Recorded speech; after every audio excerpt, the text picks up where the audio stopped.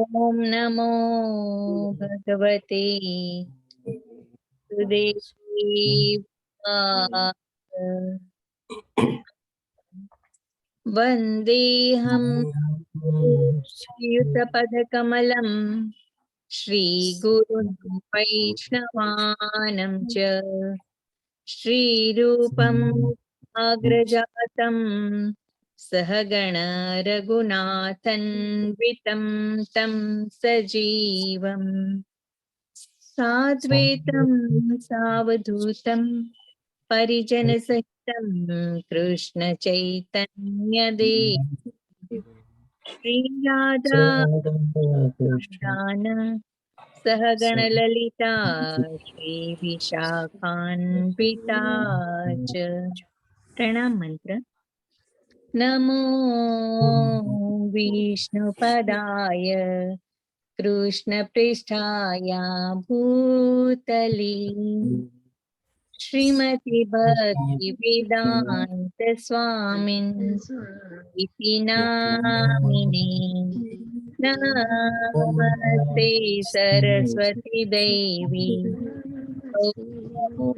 गौरवाणी निर्विशेष शून्यवादी पाश्चात्य देशतारिणी श्री कृष्ण चैतन्य प्रभु नित्यानंद श्री अद्वैत गदाधरा श्रीवासादि गौरा भक्तवृंद हरे कृष्ण कृष्ण कृष्ण कृष्ण हरे कृष्ण हरे हरे राम हरे राम राम राम राम हरे हरे हरे प्रभुपाद ने जय। सर्वने जय श्री कृष्ण। हरे कृष्ण माता जी। धन्यवाद माता जी। हरे कृष्ण सारे भक्तों ने। श्रीला प्रभुपाद। हरे कृष्ण।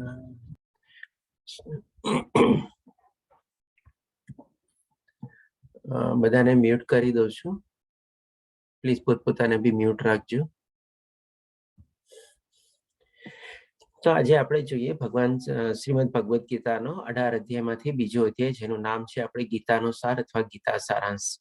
અને બે રીતે આપણે ગીતા સારાંશ કહેવાય છે. સૌ પ્રથમ તો પહેલા અધ્યાયમાં ભગવાન શ્રી કૃષ્ણ કાંઈ નથી કહેતા, અર્જુન એનો પૂરેપૂરો વિષાદ પ્રગટ કરે છે ભગવાનની સામે અને 4 પ્રશ્નો રજૂઆત કરે છે. અને આ અધ્યાયમાં આપણે એક શ્લોકમાં જોશું કે જેમાં અર્જુનને કન્ફ્યુઝન થાય છે, એટલે કે 5 પ્રશ્નો રીતે આપણે લઈ શકીએ. હવે એ 5 ચીજનો ભગવાન શ્રી કૃષ્ણ સંતોષકારક એને જવાબ આપે છે અને એનું જે કન્ફ્યુઝન, ડાઉટ અથવા દ્વિવિધા હતું એ પણ સરસ રીતે સંપૂર્ણ રીતે ક્લિયર કરે છે.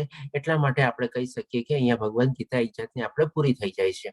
અને બીજી રીતે પછી જયારે 54મા શ્લોક, આ બધું સાંભળ્યા પછી 54મા શ્લોકમાં જયારે અર્જુન ભગવાન શ્રી કૃષ્ણને પૂછે કે સ્થિત પ્રજ્ઞ વ્યક્તિ કોને કહેવાય, એના લક્ષણ કેવા હોય, એનું જીવનમાં આચરણ કેવું હોય, ત્યારે એ ભગવાન શ્રી કૃષ્ણ બતાવવા માટે 55મા શ્લોકથી લઈને 72મા શ્લોક એટલે 18 શ્લોકમાં ભગવાન શ્રી કૃષ્ણ બાકી જે આપણા 17 અધ્યાયમાં આવેલું છે એ બધું સમરાઇઝ તરીકે વર્ણવે છે. એટલે એ રીતે પણ આપણે કહી શકીએ કે આપણે આ ગીતા સારાંશ તરીકે છે. તો આ બે રીતે આપણે અધ્યાય બીજો ગીતાનો સાર અથવા ગીતા સારાંશ તરીકે કહેવાય છે. અને કોઈ જગ્યાએ એને સાંખ્ય યોગ બી કહેવાય છે, કારણ કે ભગવાન શ્રી કૃષ્ણ આમાં બહુ સરસ મજાનો આપણને આત્મજ્ઞાન આપણને આપશે અને આત્માના અલગ અલગ આપણને કેરેક્ટરિસ્ટિક્સ અથવા જે લક્ષણો છે એ વર્ણવશે.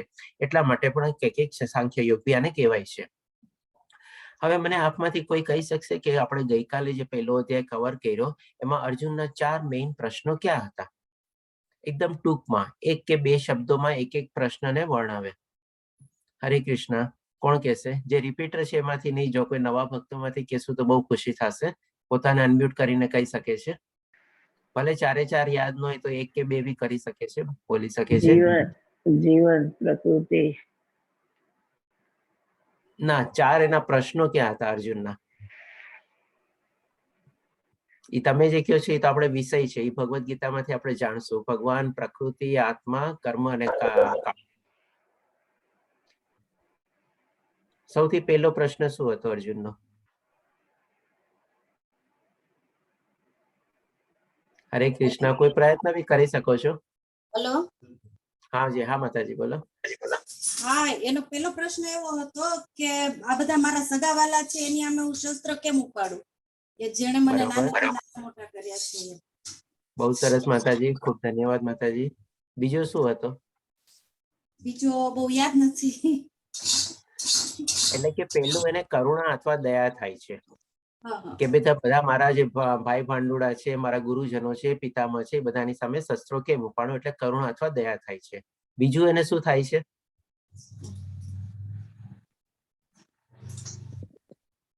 હું શ્યોર નથી, પણ બીજું એને એવું થાય છે કે એ પોતાના સ્વજનોની સામે જીતીને બી એ જીતનો શું ફાયદો, બહુ અંતે તો સરસ એ હાર માતાજી. જ કહેવાશે. એકદમ સરસ. આપે એકદમ પરફેક્ટ જવાબ આપ્યો છે કે ભાઈ મને આનંદ શું મળશે. જેમાં આપણે એક એક્ઝામ્પલ બી લીધું તો નાના બાળકના બર્થડે પાર્ટીનો, કે ભાઈ માની લ્યો હું લડી બી લઉં, બધાનો સંહાર બી કરી દઉં અને જીતી બી જાઉં, તો એ જીત પછી મને જે રાજ્ય મળશે એને મને સંતોષ કેવી રીતે થશે, એને હું કેવી રીતે સુખથી ભોગવી શકીશ. આ એનો બીજો પ્રશ્ન હતો. ત્રીજો પ્રશ્ન કેવો હતો? પ્રયત્ન કરો, જરૂર આવડી જશે. કૌટુંબિક પરંપરાનો છે. કૌટુંબિક પરંપરા ચોથો હતો. ત્રીજો શું હતો? ધન્યવાદ પ્રભુજી. કઈ જયપ્રકાશભાઈ પ્રભુજી મોદીનો હેન્ડ રેસ છે, આપ બોલી શકો છો પ્રભુજી. જી જયપ્રકાશ મોદી પ્રભુજી. આ બધાને મારીને મને પાપ જ લાગશે એવું કીધું. પાપ લાગશે, જી હા. એટલે કે ત્રીજું હતું પાપ. એટલે કે સૌથી પહેલું દયા અથવા કરુણા, બીજું મને સુખ શું મળશે આમાંથી, ત્રીજું પાપની લાગણી આવે છે, એના માટે પાપનો ભાવ આવે છે, એટલે પોતાને ગિલ્ટી ફીલ સમજે છે, અને ચોથું આપણે કૌટુંબિક પરંપરાઓ. આ રીતે 4 મેઇન અર્જુનના પ્રશ્ન હતા. હવે એ બધા પ્રશ્નનો ભગવાન શ્રી કૃષ્ણ જવાબ આપે છે. અને પાંચમું શું હતું કે ભાઈ કન્ફ્યુઝન હતું અથવા ડાઉટ હતું કે ભાઈ હું લડું કે ન લડું, અને લડું તો શું કામે લડું. આ રીતે અર્જુનના 4 પ્રશ્નની સાથે એક કન્ફ્યુઝન હતું. તો એ આપણે જોઈએ અહીંયા સ્લાઇડમાં. નેક્સ્ટ ઈ છે આપણે, એટલે કે કરુણા, પછી આનંદ રહિત એટલે કે સુખ મને કેવી રીતે મળશે, પાપ, કૌટુંબિક પરંપરાઓ અને અસમંજસ. ખૂબ ખૂબ ધન્યવાદ. અને આની સાથે હું આપ સૌને એક વિનંતી કરીશ કે આપણે છે ને ડેફિનેટલી ઇન્ટ્રોડક્શન ક્લાસમાં આપણે એટલે ઓરિએન્ટેશન ક્લાસમાં આપણે ડે 0માં જોઈ ગયા હતા કે જો ભગવદ્ ગીતા આપણે સાથે રાખશું તો બહુ સારું રહેશે. પણ એની સાથે હજી હું એક આપને વિનંતી કરીશ કે માની લો હજી આપની પાસે ભગવદ્ ગીતા ન આવી હોય, હજી આપણે ન લીધી હોય અથવા ઓર્ડર આપી હોય, તો જ્યાં સુધી આપણે ક્લાસ ચાલુ છે ત્યાં સુધી એક હાથમાં પેન અને કાગળ સાથે રાખશો તો બહુ સરસ રહેશે, સારું રહેશે. કારણ કે આમાં શું છે, આપણે ઘણી બધી ચીજો એવી અગત્યની જે હશે જે આપ નોટ કરી શકો છો. અને જ્યારે આપણે એકવાર નોટ કરીએ ને તો ઓટોમેટિકલી આપણને યાદ સરસ રીતે બી રહી શકે. ઘણીવાર સાંભળેલું શું છે જલ્દી ભૂલાઈ જાય, લખેલું થોડું મોડું ભૂલાય, અને પછી યાદ કરેલું ઓર આપણને સરસ રીતે, અને જે આચરણમાં ઉતારતા હોય એટલે કે જે આપણી મસલ મેમોરીમાં ઘૂસી જાય એ પછી કોઈ દી ભૂલાય નહીં. કારણ કે આપણે ભૂલવાની બી અલગ અલગ પ્રક્રિયા હોય છે. તો ડેફિનેટલી હું આપ સૌને વિનંતી કરીશ કે કાગળ અને પેન સાથે રાખશો તો આપણને ઘણો ફાયદો થશે. અને બીજું કારણ એ છે કે આપના ઘણા બધા પ્રશ્નો એવા હશે, તો આપ છે ને બધા પ્રશ્નો બી છે ને નોટ કરીને રાખી શકો છો. કારણ કે હોઈ શકે કે એક પ્રશ્નનો જવાબ આપણને એક સાથે ન પણ મળી શકે, કારણ કે એક પ્રશ્નનો જવાબ પાર્ટમાં હોઈ શકે. 18 અધ્યાય સુધી આપણને મળતો રહેશે.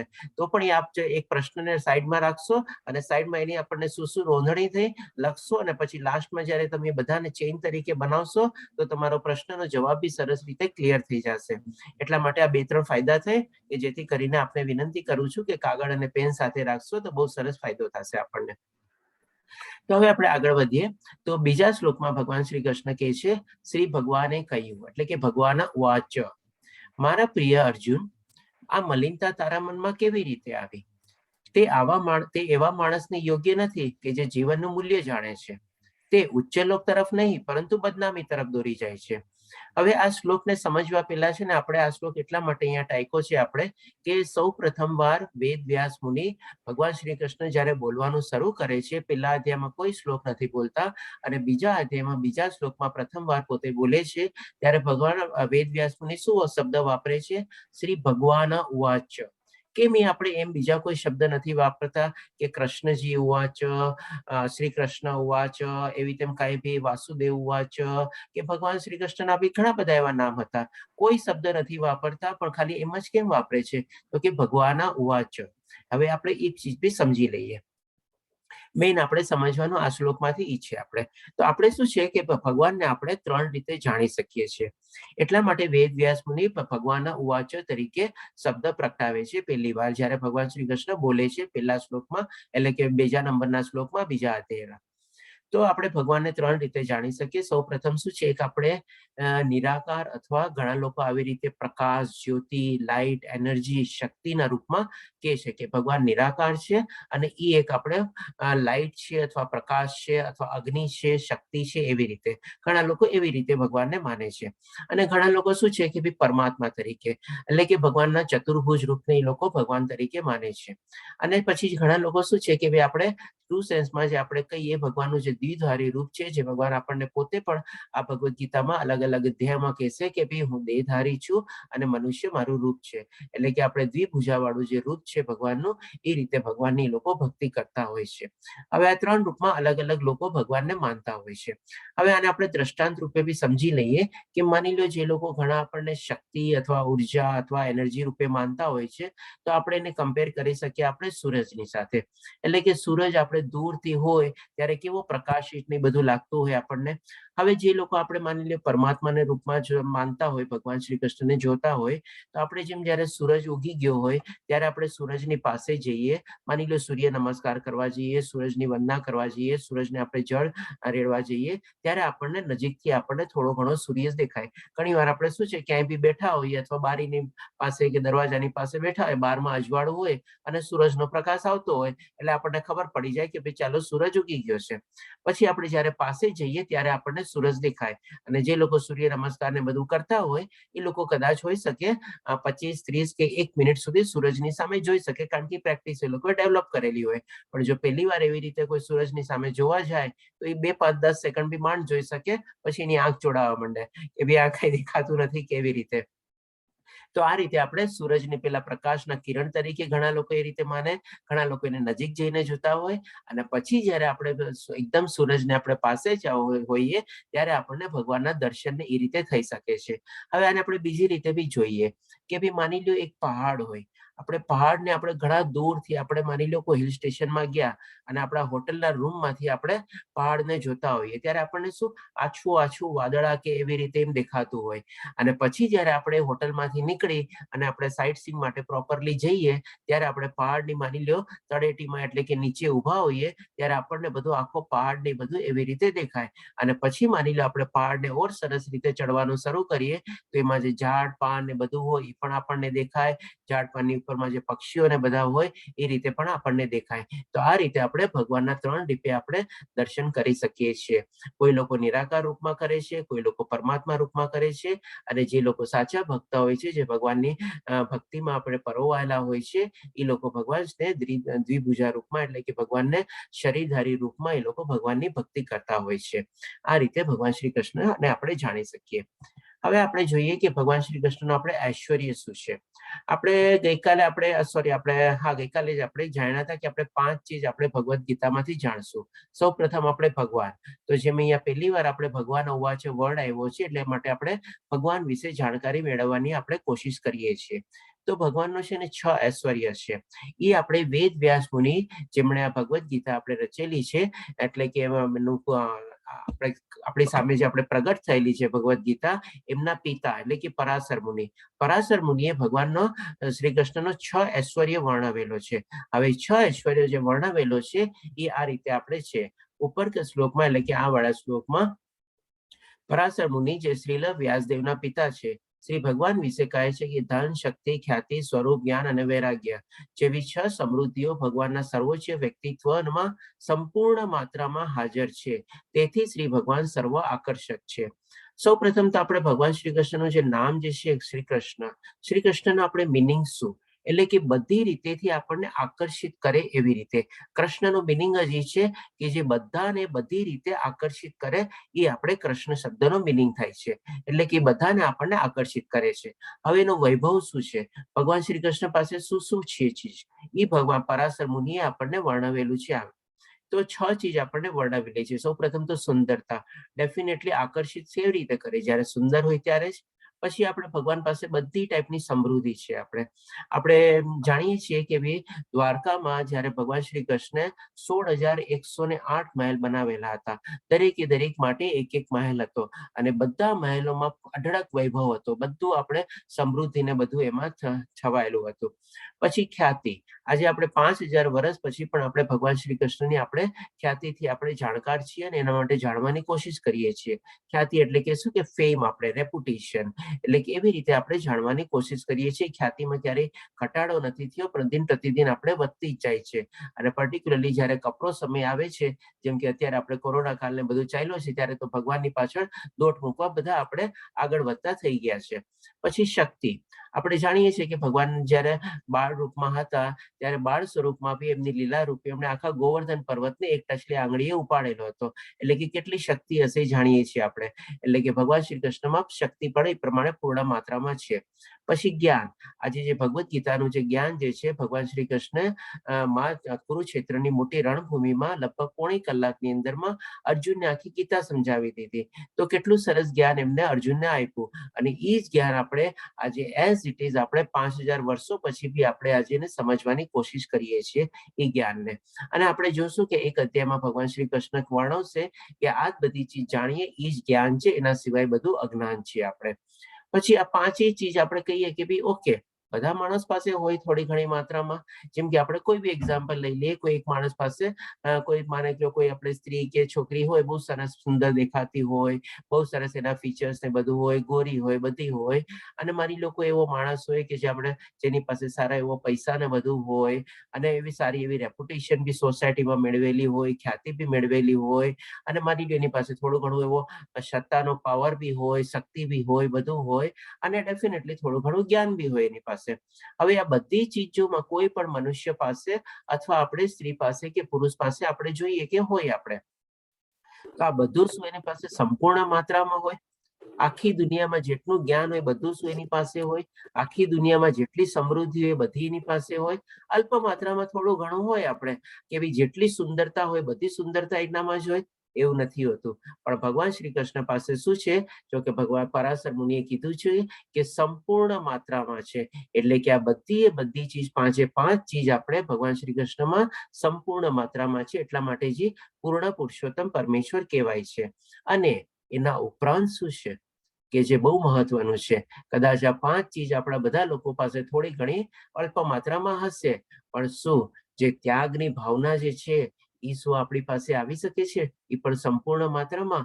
ભગવાન શ્રી કૃષ્ણ પાસે આ બધું ચીજ છે, તેમ છતાં પણ એમણે બધું ત્યાગી દીધું છે, બધું સોંપી દીધું છે, બધું આપણે આપી દીધું છે. એમણે એ ટાઈપની ભાવના છે ભગવાન શ્રી કૃષ્ણ પાસે. કોઈ ચીજ એમણે પોતાના સર્વસ્વ કે કંટ્રોલમાં નથી રાખેલી. જેમ આપણે થોડો ઘણો પૈસો બી હોય તો આપણે તિજોરીની ચાવી છે, આ છે, તે છે, બધું આપણા કંટ્રોલમાં રાખતા હોઈએ આપણે. તો એવી રીતે ક્યાંક જેમ કે નોલેજ બી હોય, જ્ઞાન બી હોય, તો આપણે ઘણી વાર આપણે અચકાઈએ કે ભાઈ હું એને પૂરેપૂરું જ્ઞાન આપી દઈશ તો કદાચ મારાથી મારી પોઝિશનમાં તો મને ડર નહીં લાગે ને. એટલે કે ત્યાગ ભાવના જે છે એ આપણામાં સંપૂર્ણપણે ક્યારેય આવતો નથી. કદાચ આ હોઈ શકે આ બધી ચીજ જે પાંચે પાંચ ચીજ છે એનાથી આપણે ઘણી વાર ક્યારેક સંતોષ માની લઈએ કે ચાલો જેટલું છે ને ઘણું છે, પણ ત્યાગ ભાવના છે ને આપણે કેળવી આખી જિંદગીમાં આપણે સંપૂર્ણપણે પણ કેળવી બહુ જ અઘરી છે અને કદાચ કેળવાતી જ નથી આપણામાં. ત્યારે એ ભગવાન શ્રી કૃષ્ણમાં આ પાંચે પાંચ સમૃદ્ધિ પણ અપૂર્ણ એટલે કે પૂર્ણ માત્રામાં હતી અને એની સાથે સાથે ત્યાગ ભાવના પણ પૂર્ણ માત્રામાં હતી. આ રીતે આપણે ભગવાન શ્રી કૃષ્ણને આપણે જાણી શકીએ. હવે પછી 7મા શ્લોકમાં આપણે જોઈએ કે જે બહુ અગત્યનો શ્લોક છે. કાર્પણ્ય દોષો ઉપહત સ્વભાવ પૃશ્યામિ ત્વમ ધર્મ સંમોઢ ચેતા યશ્રેયત શાત નિશ્ચિતમ બ્રુહિ તન્મે શિષ્યતેહમ શાધિ મામ ત્વામ પ્રપન્નમ.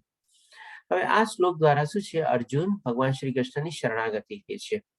આપણે એને અનુવાદ બી વાંચી લઈએ. હવે હું સંકુચિતના યુક્ત દર્બુરતાને કારણે મારું કર્તવ્ય ભૂલી ગયો છું અને મનની બધી સ્વસ્થતા ખોઈ બેઠો છું.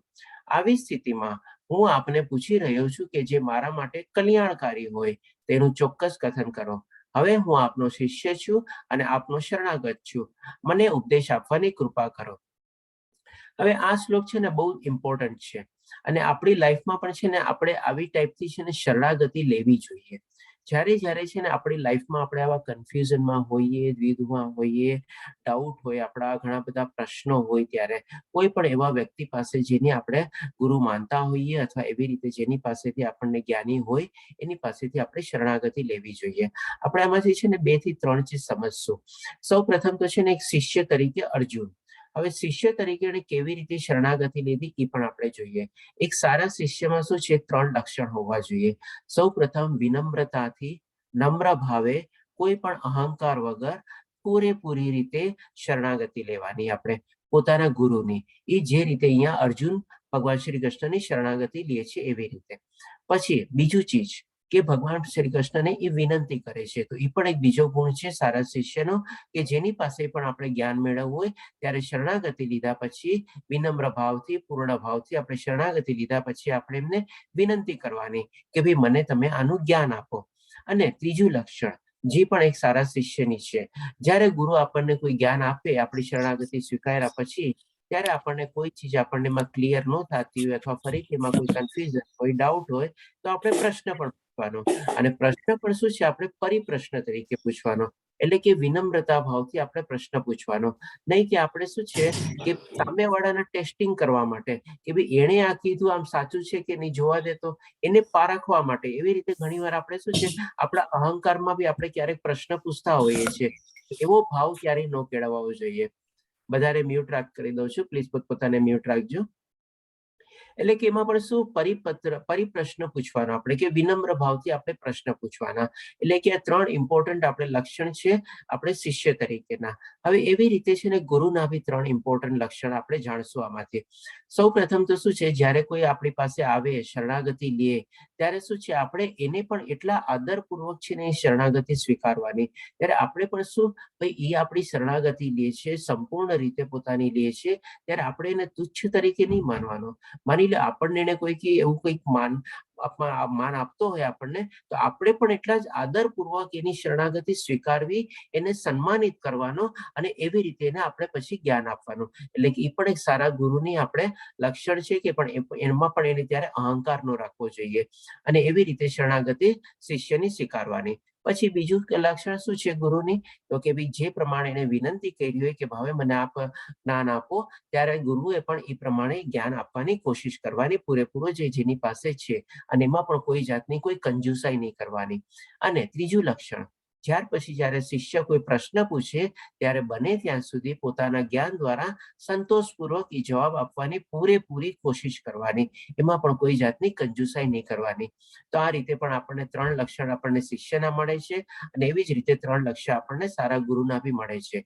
અને તદ ઉપરાંત આપણે એક બીજા સરસ મજાનું આપણે લક્ષણ છે ગુરુનું, કે શાંતિથી પ્રેમપૂર્વક એને સાંભળવાનો. પેલા અધ્યાયમાં જ્યારે અર્જુન સંપૂર્ણ રીતે બોલે છે ત્યારે અને શરણાગતિ બી સ્વીકારતો નથી, ત્યાં સુધી ભગવાન શ્રી કૃષ્ણ પણ એને શાંતિથી સાંભળે છે. જરાય કોઈ ચીજ જ્ઞાન દેવાની કોશિશ કરતા નથી. જ્યારે આ શ્લોકમાં એ શરણાગતિ સ્વીકારે છે ત્યાર પછી ભગવાન શ્રી કૃષ્ણ એને હવે આગળ બધું જ્ઞાન આપવાનું શરૂ કરશે અને એ રીતે જ્ઞાન આપે છે. તો આ પણ એક બહુ અગત્યના લક્ષણ છે ગુરુના, કે ભાઈ સામેવાળાને આપણે શિસ્તપૂર્વક, વિનમ્રતાથી, શાંતિથી સાંભળવાનો. એટલે કે ધ્યાનપૂર્વક એને સાંભળવાનો અને સાંભળીને એ પ્રમાણે આપણે પછી એના પ્રશ્નોના ઉત્તર આપવાના અથવા તો એના પ્રમાણે આપણે જ્ઞાન આપવાનું. એટલા માટે આપણે હવે આપણી લાઈફમાં બી આપણને ઘણી બધી એવી કન્ફ્યુઝન, ડાઉટ ને બધું હોય છે.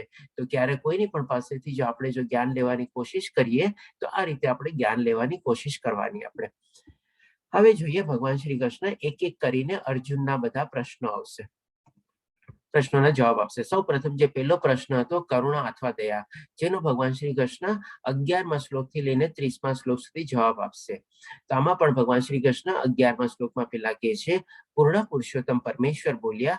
અહીંયા પણ તમે જોજો પેલા ભગવાનનો વાચક કે છે વેદવ્યાસ મુનિ, પછી અહીંયા પૂર્ણ પુરુષોત્તમ પરમેશ્વર બોલ્યા છે. એટલે કે દરેક જગ્યાએ આપણને આ બેમાંથી એક જ સંબોધન મળશે આપણે વેદવ્યાસ મુનિ દ્વારા. કોઈ એના સિવાય આપણને બીજા કોઈ સંબોધન નહીં મળે ભગવાન શ્રી કૃષ્ણ જ્યારે બી બોલે છે ત્યારે આપણે, કારણ કે પૂર્ણ પુરુષોત્તમ છે.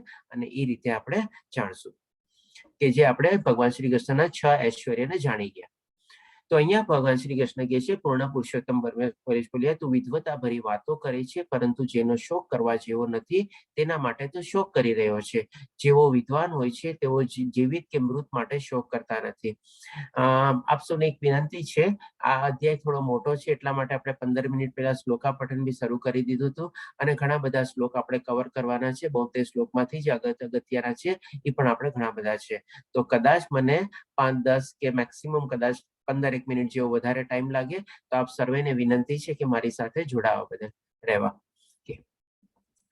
કારણ કે હું છે ને આપણે ડિટેલમાં થોડું ઘણું સમજાવીશ કે જેથી કરીને આપણે, કારણ કે બહુ અગત્યનો અધ્યાય છે, આપણે અર્જુનના બધા પ્રશ્નો બી ક્લિયર થાય છે અને ભગવાન શ્રી કૃષ્ણ બી સરસ રીતે આપણને સમજાવે છે. તો આપણે બી એને સમજવાની કોશિશ કરશું.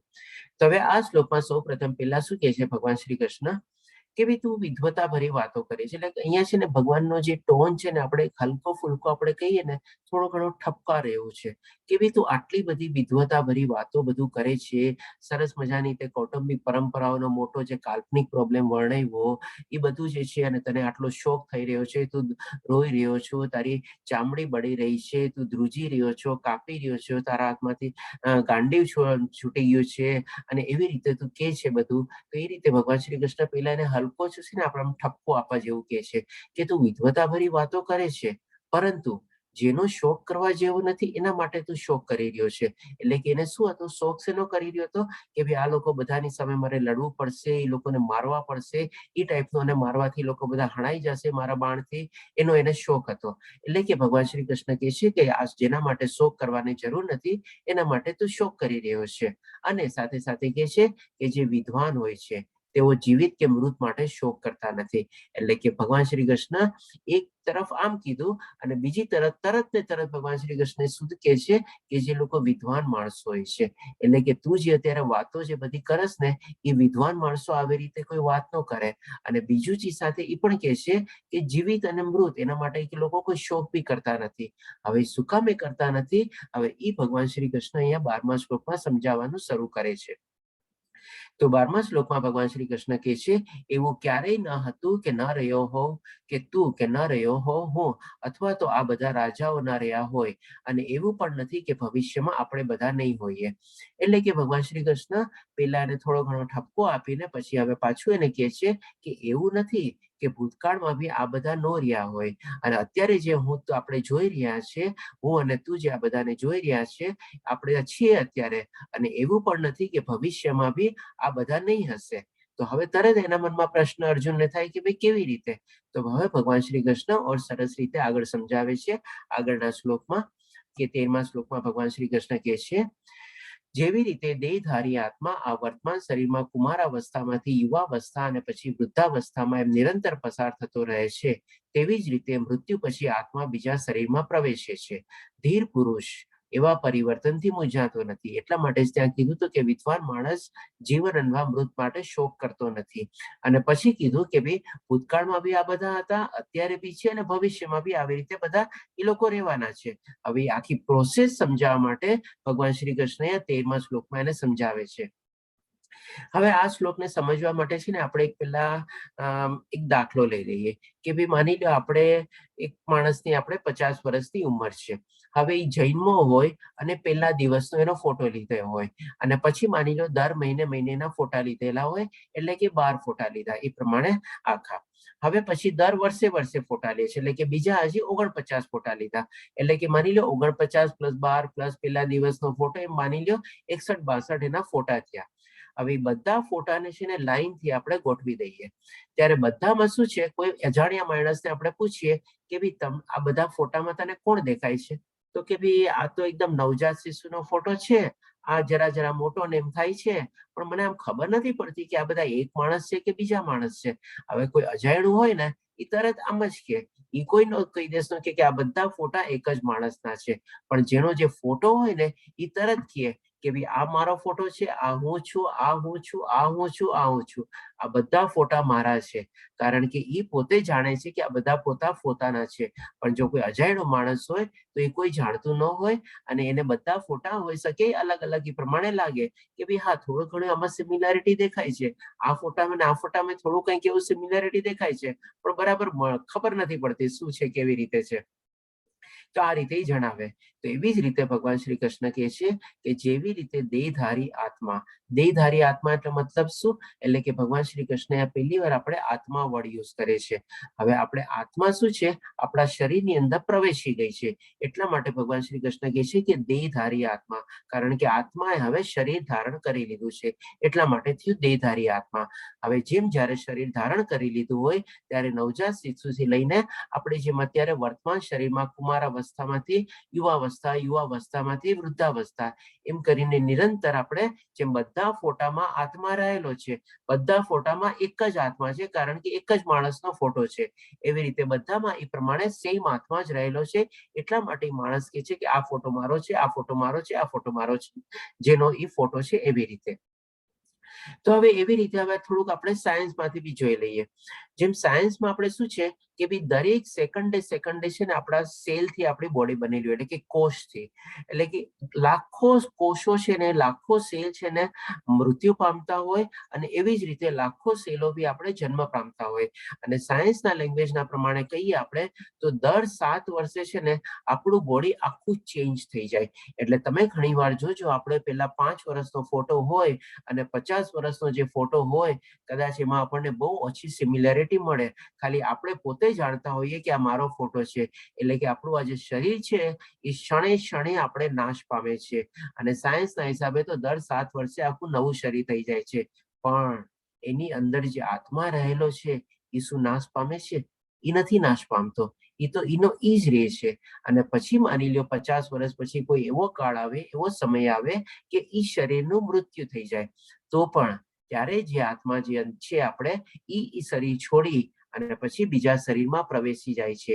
એટલા માટે ભગવાન શ્રી કૃષ્ણનો કહેવાનો મતલબ આગલા શ્લોકમાં જે હતો કે ભાઈ આત્મા તો અવિનાશી છે. એટલા માટે કે ભાઈ ભૂતકાળમાં બી એ આત્મા તો હતી જ, કારણ કે ભગવાન શ્રી કૃષ્ણ એ બધા શરીરને નથી જોતા, એની અંદરમાં રહેલા આત્માને જોવે છે. એટલા માટે કહે છે કે ભૂતકાળમાં બી એ બધી આત્માઓ હતી, અત્યારે બી છે એ આત્માનો, અને ભવિષ્યમાં બી એ બધી આત્માઓ રહેવાની જ છે. આપણે આ રીતે ભગવાન શ્રી કૃષ્ણ આપણને અહીંયા આત્માનું જ્ઞાન અહીંયાથી દેવાનું શરૂઆત કરે છે કે ભાઈ આપણું શરીર જ્યારે જન્મ પામે છે અને વૃદ્ધાવસ્થા સુધી ક્ષણે ક્ષણે મરતો જાય છે, અને એક સમય એવો આવે છે કે જ્યારે પરમાનન્ટલી આપણું શરીર મૃત્યુ પામે છે, અને એમાંથી આત્મા નીકળીને બીજા શરીરમાં પ્રવેશે છે. એટલે કે આત્મા ક્યારેય મરતો નથી. આ રીતે ભગવાન શ્રી કૃષ્ણ આપણને સમજાવે છે. હજી આગળ જોઈએ, ભગવાન શ્રી કૃષ્ણ આપણને કહે છે તો 14મા શ્લોકમાં કહે છે કે હે કુંતી પુત્ર, સુખ તથા દુઃખનું ક્ષણિક આવવું અને કાળાંતરે તેમનું અદ્રશ્ય થવું શિયાળા તથા ઉનાળાના ઋતુઓના આવવા તથા જવા સમાન છે. એ ભરતવંશી, તેઓ ઇન્દ્રિયાનુભૂતિમાંથી જન્મે છે અને મનુષ્ય તેમને અસ્વસ્થ થયા વિના સહન કરતા શીખવું જોઈએ. હવે અહીંયા ભગવાન શ્રી કૃષ્ણ એક સરસ મજાની કમ્પેરિઝન આપે છે. કેમ અર્જુનને શું હતું? શોક અને કરુણા શેના કારણે થઈ? કે ભાઈ હું આ બધાને બાણ છોડીશ, મારીની સામે લડવું પડશે, બાણ છોડીશ તો એ લોકો મરી જશે, એવી રીતે એમ હતું, અને મૃત્યુ પામશે. એટલા માટે એને શોક અથવા કરુણા જન્મતી હતી. એટલા માટે હવે ભગવાન શ્રી કૃષ્ણ એની સમજાવવા માટે કમ્પેરિઝન આપે છે કે બી જે તારા મનમાં જે અત્યારે દુઃખ અને કરુણા જે થઈ રહ્યું છે, એ આપણે જેમ સમય અને પ્રમાણે જે ઋતુ આવે છે, શિયાળો અને ઉનાળો આવે છે, એવી રીતે તારા મનમાં જે સુખ અને દુઃખ છે એ ઋતુઓની જેમ આવે છે અને જાય છે. એ ટેમ્પરરી છે, એ પરમાનન્ટ નથી. હવે આપણા મનમાં એક પ્રશ્ન થાય કે ભાઈ ઠીક છે, આ ઋતુઓ જે છે શિયાળો અને ઉનાળો તો આપણે સમજી ગયા, કારણ કે ભૌતિક દુનિયાનું થોડું ઘણું જ્ઞાન લીધું હોય કે ભાઈ પૃથ્વી ફરે છે સૂર્યની આજુબાજુમાં, એટલે શિયાળો અને ઉનાળો થાય છે. પણ મારા મનમાં શિયાળો ઉનાળો એટલે કે મારા મનમાં સુખ દુઃખ કેવી રીતે થાય છે? તો એનું ભગવાન શ્રી કૃષ્ણ પણ કારણ આપે છે અને સરસ રીતે અહીંયા સમજાવે છે કે ભાઈ તેઓ ઇન્દ્રિયાભૂતિમાંથી જન્મે છે. એટલે આપણી પાસે જે આ જ્ઞાનેન્દ્રિય અને કર્મેન્દ્રિય છે એમાંથી સુખ અને દુઃખ બધા જન્મે છે, અને એનાથી મનુષ્ય ક્યારે અસ્વસ્થ અથવા તો ઇમ્બેલેન્સ ન થવું જોઈએ, અને એને સહન કરતા શીખવું જોઈએ. એટલે કે છે કે તાનત તિશ્વ ભારત, એટલે કે તારે આજે તારા મનમાં જે સુખ દુઃખ થાય છે એ બધી તારી ઇન્દ્રિયોના કારણે બધું ત્યારે જન્મ્યું છે. આ ભગવાન શ્રી કૃષ્ણ ઓર સરસ રીતે આપણને આગળમાં બી બધું સમજાવશે કે આ સુખ અને દુઃખ આપણા શરીરની અંદરમાં કેવી રીતે જન્મે છે. અને ભગવાન શ્રી કૃષ્ણ વિકાર તરીકે કહે છે, જે આપણને 13મા અધ્યાયમાં ભગવાન શ્રી કૃષ્ણ આપણને સમજાવશે કે આપણા શરીરમાંથી આ સુખ અને દુઃખ કેવી રીતે બધું જન્મે છે. તો આ રીતે ભગવાન શ્રી કૃષ્ણ કહે છે, જેમ આપણે શિયાળો અને ઉનાળો તો જાણી ગયા, આવી રીતે થાય છે, પૃથ્વી ઘૂમે છે ને બધું, પણ આ જે સુખ અને દુઃખ જે આપણા શરીરની અંદર થાય છે, મનમાં જે થાય છે, આપણને જે લાગણી ઉદ્ભવે છે, કરુણા અથવા દયા ઉદ્ભવી હતી જે અર્જુનના મનમાં, એ આપણે ઇન્દ્રિય ભૂમતામાંથી આપણે જન્મે છે, અને એને આપણે સહન કરતા તો શીખવું જ જોશે, કારણ કે એ પણ ક્ષણિક છે, આ પણ સમયના પ્રમાણે પણ ચેન્જ થાય છે, આવે છે ને જાય છે એ પ્રમાણે. પછી ભગવાન શ્રી કૃષ્ણ 20મા શ્લોકમાં કહે છે, આત્મા માટે કોઈ પણ વખતે જન્મ નથી. હવે અહીંયાથી ભગવાન શ્રી કૃષ્ણ છે ને આત્માના કેરેક્ટરિસ્ટિક ફીચર્સ, એટલે કે આત્માની લાક્ષણિકતા, આત્માની જે ખાસિયત છે એ બધું વર્ણવવાનું શરૂ કરે છે. લગભગ 21 લાક્ષણિકતા ભગવાન શ્રી કૃષ્ણ કેરેક્ટરિસ્ટિક ફીચર્સ વર્ણવે છે આત્મા માટે. આપણે જેટલા થાય એમાં કવર કરશું. તો આમાં 20મા શ્લોકમાં કહે છે ભગવાન શ્રી કૃષ્ણ, આત્મા માટે કોઈ પણ વખતે જન્મ નથી અને મરણ નથી. એટલા જ માટે તો ભગવાન શ્રી કૃષ્ણ કહે છે કે ભૂતકાળમાં બી હતા, અત્યારે બી છે ને ભવિષ્યમાં બી રહેશે. તે ક્યારેય જન્મ્યો ન હતો, જન્મ લેતી નથી અને જન્મવાનો પણ નથી. તે અજન્મ, સનાતન, ચિરસ્થાયી તથા પુરાતન છે. એટલે 4 લક્ષણ અહીંયા આપણને જાણવા મળે છે. અને જ્યારે શરીર હણાઈ જાય છે ત્યારે પણ તે હણાતો નથી. એટલે હવે અર્જુનને ક્લિયરલી કહે છે કે તારા બાણથી આ બધા શરીર હણાશે, પણ એની અંદરમાં રહેલો જે આત્મા જે છે એ હણાશે નહીં, એ એઝ ઇટ ઇઝ રહેશે. અને સાથે સાથે ભગવાન શ્રી કૃષ્ણ કહે છે કે એ ક્યારેય જન્મતો નથી અને ક્યારેય જન્મવાનો બી નથી. એટલે કે અજન્મ, સનાતન, ચિરસ્થાયી અને પુરાતન છે.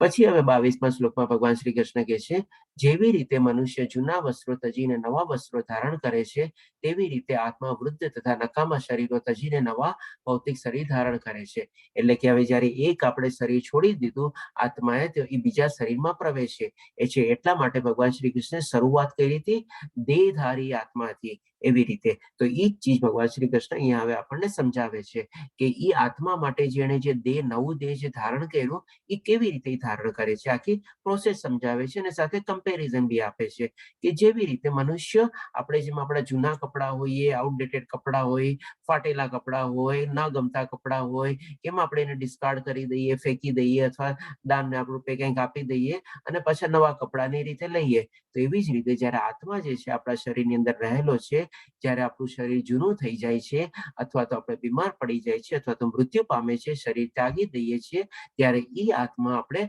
બીજા શરીરમાં પ્રવેશે છે. અને આત્મા માટે એ જે આખી પ્રોસેસ છે, એક શરીરને છોડવું અને બીજા શરીરમાં પ્રવેશવું, જેમ આપણે કપડા બદલીએ છીએ એવી ટાઈપની પ્રોસેસ ભગવાન શ્રી કૃષ્ણ સમજાવે છે કે જેવી રીતે મનુષ્ય જૂના વસ્ત્રો તજીને નવા વસ્ત્રો ધારણ કરે છે, એવી રીતે શરીર પણ જૂનું શરીર ત્યાગીને નવા શરીરમાં આપણે પ્રવેશે છે. આ રીતે ભગવાન શ્રી કૃષ્ણ આપણને આત્માના બારામાં સમજાવે છે. હવે પછી 23મા શ્લોકમાં હજી કહે છે ભગવાન શ્રી કૃષ્ણ એના હજી લક્ષણો વર્ણવતા કહે છે કે જે આત્માને ન કોઈ શસ્ત્રથી છેદી શકાતો નથી, અગ્નિથી બાળી શકાતો નથી, પાણીથી ભીંજવી શકાતો નથી, કે પવનથી સૂકવી શકાતો નથી. હવે આ ભગવાન શ્રી કૃષ્ણને જે અહીંયા પણ 4 કેરેક્ટરિસ્ટિક ભગવાન શ્રી કૃષ્ણ આત્માના બતાવે છે. હવે ત્યારે શું છે, અર્જુનના પાસે એવા શસ્ત્ર હતા કે એને લાગતું હતું કે માની લે હું શસ્ત્ર ચલાવું અને સામેવાળાના આપણા શરીરની અંદર જે આત્મા જે છે, કદાચ એ આત્માને બી પેદી જાય તો, આર પાર કરી જાય તો, અથવા તો એની પાસે એવા શસ્ત્ર બી હતા કે જેમાંથી અગ્નિ નીકળે, કે ભાઈ અગ્નિની સાથે શસ્ત્ર ચલાવ્યું, શરીર બી બળી ગયું, આત્મા બી બળી જાય. અથવા એવું જ બી શસ્ત્ર હતું કે જેમાંથી પાણી બી છૂટે અથવા વાયુ બી છૂટે, કે જેથી કરીને આખું આ પ્રમાણે ભીંજાઈ જાય તો, સુકાઈ જાય તો, એવી રીતે બધું હતું. એટલે કે અહીંયા ભગવાન શ્રી કૃષ્ણ કહે છે ને કે આ આત્માને કોઈ પણ શસ્ત્રથી છેદી શકાતો નથી. એટલે ગમે તેવું તું શસ્ત્ર ચલાવ, શરીર મરશે, શરીર ઘવાશે, શરીર ઘાયલ થશે, મૃત્યુ બી થશે, પણ એની અંદર જે આત્મા છે એને તું છેદી નહીં શકે, એના આપણે કોઈ 2 ટુકડા નહીં કરી શક. અને તું એવું કોઈ અગ્નિસ્ત્ર વાળું બાણ બી ચડાવીશ તો બી તારે અંદર જે આત્મા રહેલી છે બળશે નહીં. અને તું પાણી વાળું બી કોઈ શસ્ત્ર ચલાવીશ તો એનાથી ભીંજાશે બી નહીં.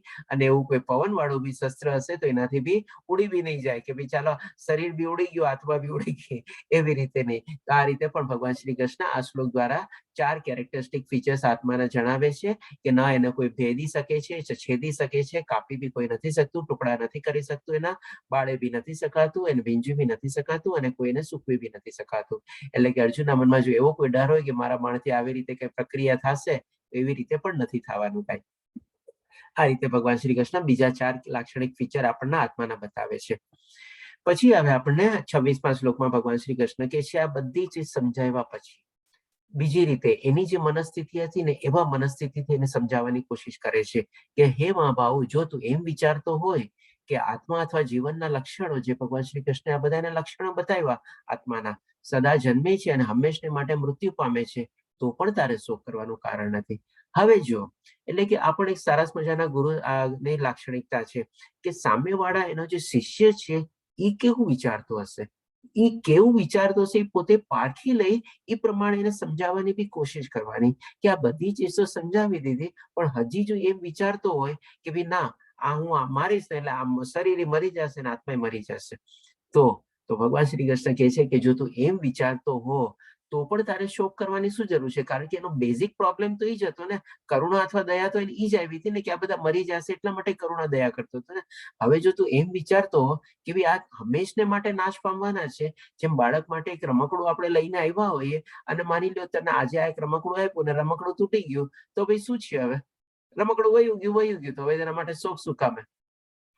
તો એટલા માટે ભગવાન શ્રી કૃષ્ણની આવી મનસ્થિતિ સમજીને કહે છે કે જો હજી તું તો આવી રીતે આમ સમજતો હો કે ભાઈ હંમેશ માટે નાશ પામવાનું છે, જે ચીજ હંમેશ માટે વહી ગઈ, તો પછી હવે તારા શોક કરવાથી શું ફરક પડવાનો છે? બોલ, કઈ ફરક પડવાનો છે? તો બી તારે શોક શું કામ કરવાનો? પણ છે તો નહીં એવી રીતે. એટલે કે હવે એ ચીજ સમજાવ્યા પછી ફરીથી 30મા શ્લોકમાં સમરાઇઝ કરીને કહે છે ભગવાન શ્રી કૃષ્ણ કે ભાઈ હે ભરતવંશી, શરીરમાં રહેનારો આત્મા સનાતન છે અને તેનો ક્યારેય વધ કરી શકાતો નથી, માટે તારે કોઈ પણ જીવ માટે શોક કરવાની જરૂર નથી. એટલે કે એ રીતે સમજાવ્યા પછી પણ પાછું જે ફેક્ટ છે, જે રિયાલિટી છે, એના ઉપર ફરીથી ભાર મૂકીને કહે છે એ ભરતવંશી, આ શરીરમાં રહેલો જે આત્મા છે અવિનાશી છે અને એ ક્યારેય મૃત્યુ પામતો નથી, અને એટલા માટે તારે હવે કોઈ ચીજ માટે શોક કરવાની જરૂર છે નહીં. શરીર નાશ પામશે, આત્મા રહેલો ક્યારેય મૃત્યુ પામશે નહીં.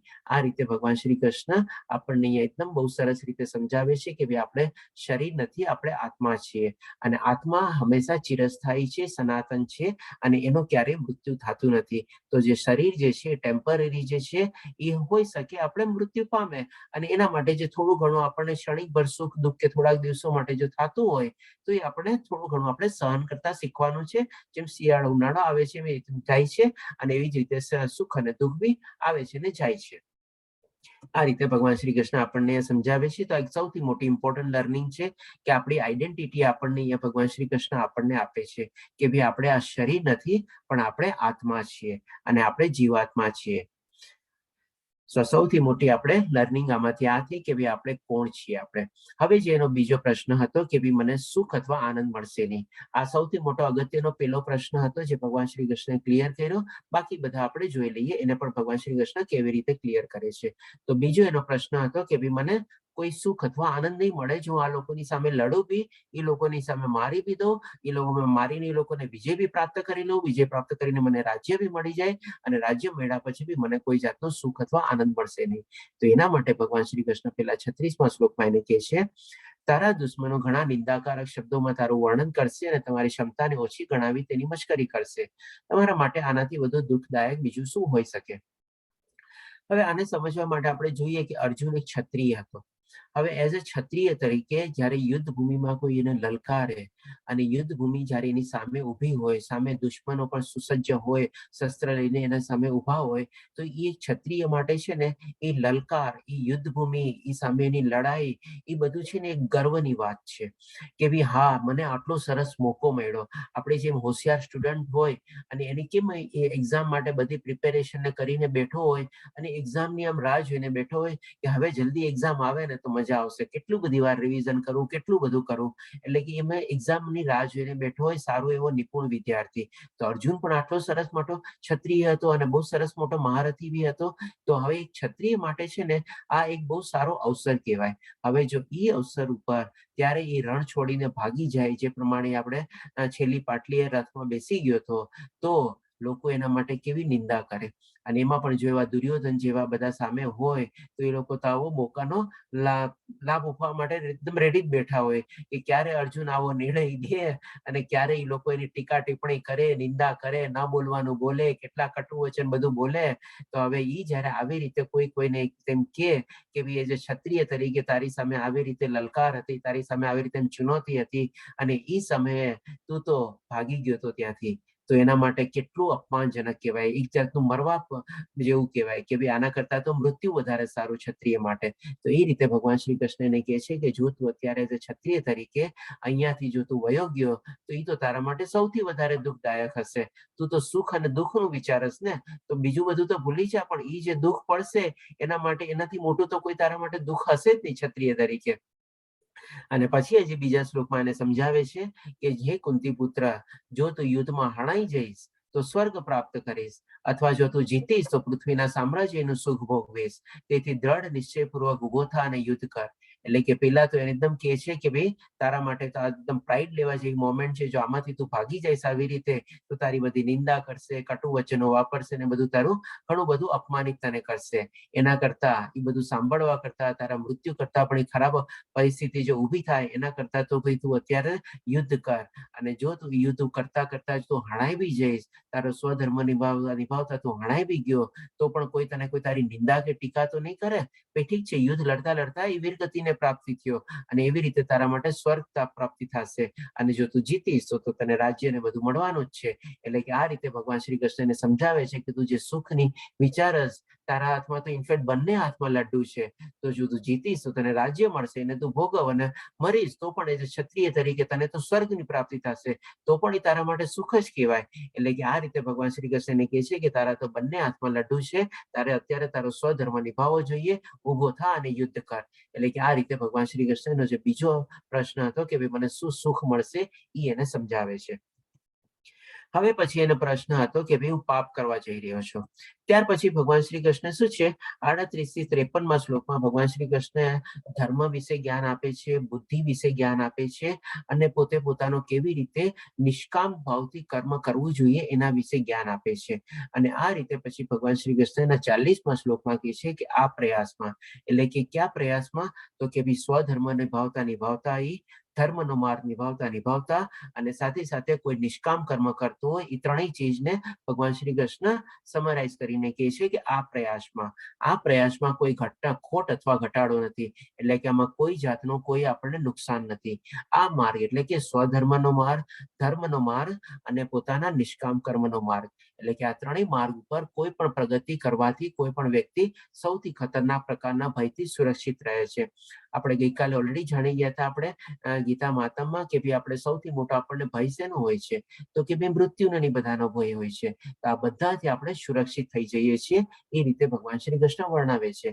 હવે આના સંદર્ભમાં છે ને આપણે થોડોક 2 એક્ઝામ્પલ બી લઈએ, જે પ્રમાણે અહીંયા પિક્ચર આપેલા છે.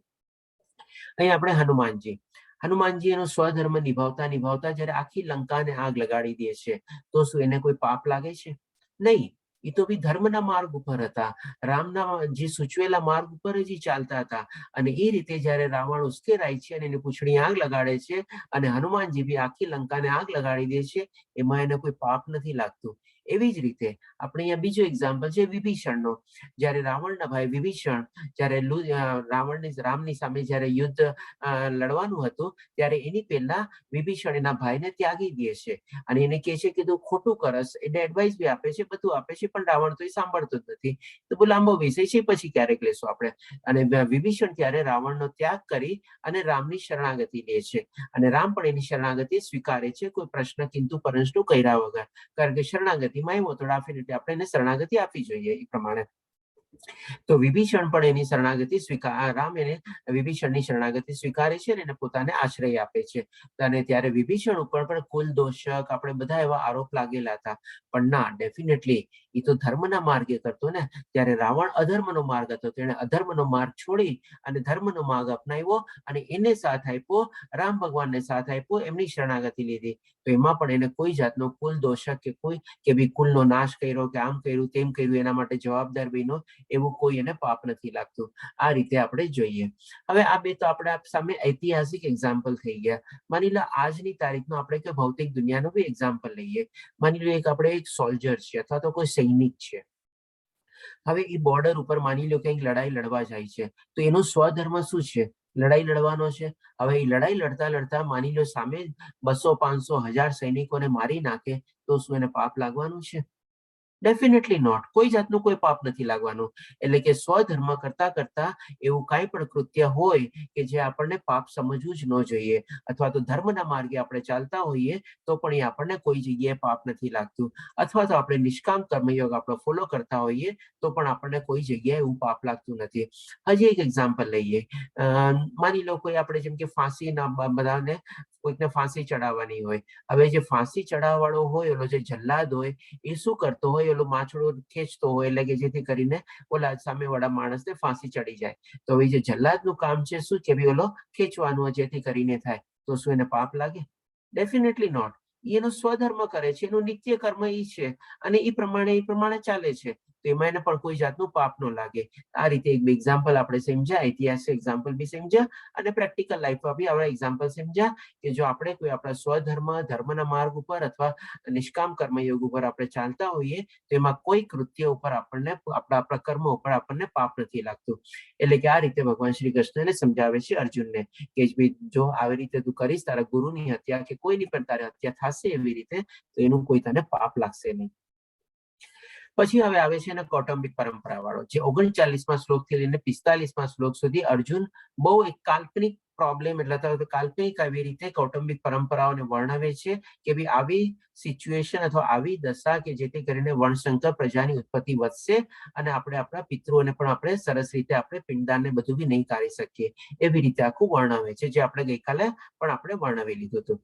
હવે એનો પ્રશ્ન પણ ભગવાન શ્રી કૃષ્ણ છે ને બહુ સરસ રીતે આપે છે, કારણ કે એને જે પ્રોબ્લેમ ઉભો કર્યો હતો ને એ એક કાલ્પનિક પ્રોબ્લેમ હતો અને બહુ ઊંડાણ રીતે વર્ણવ્યો હતો.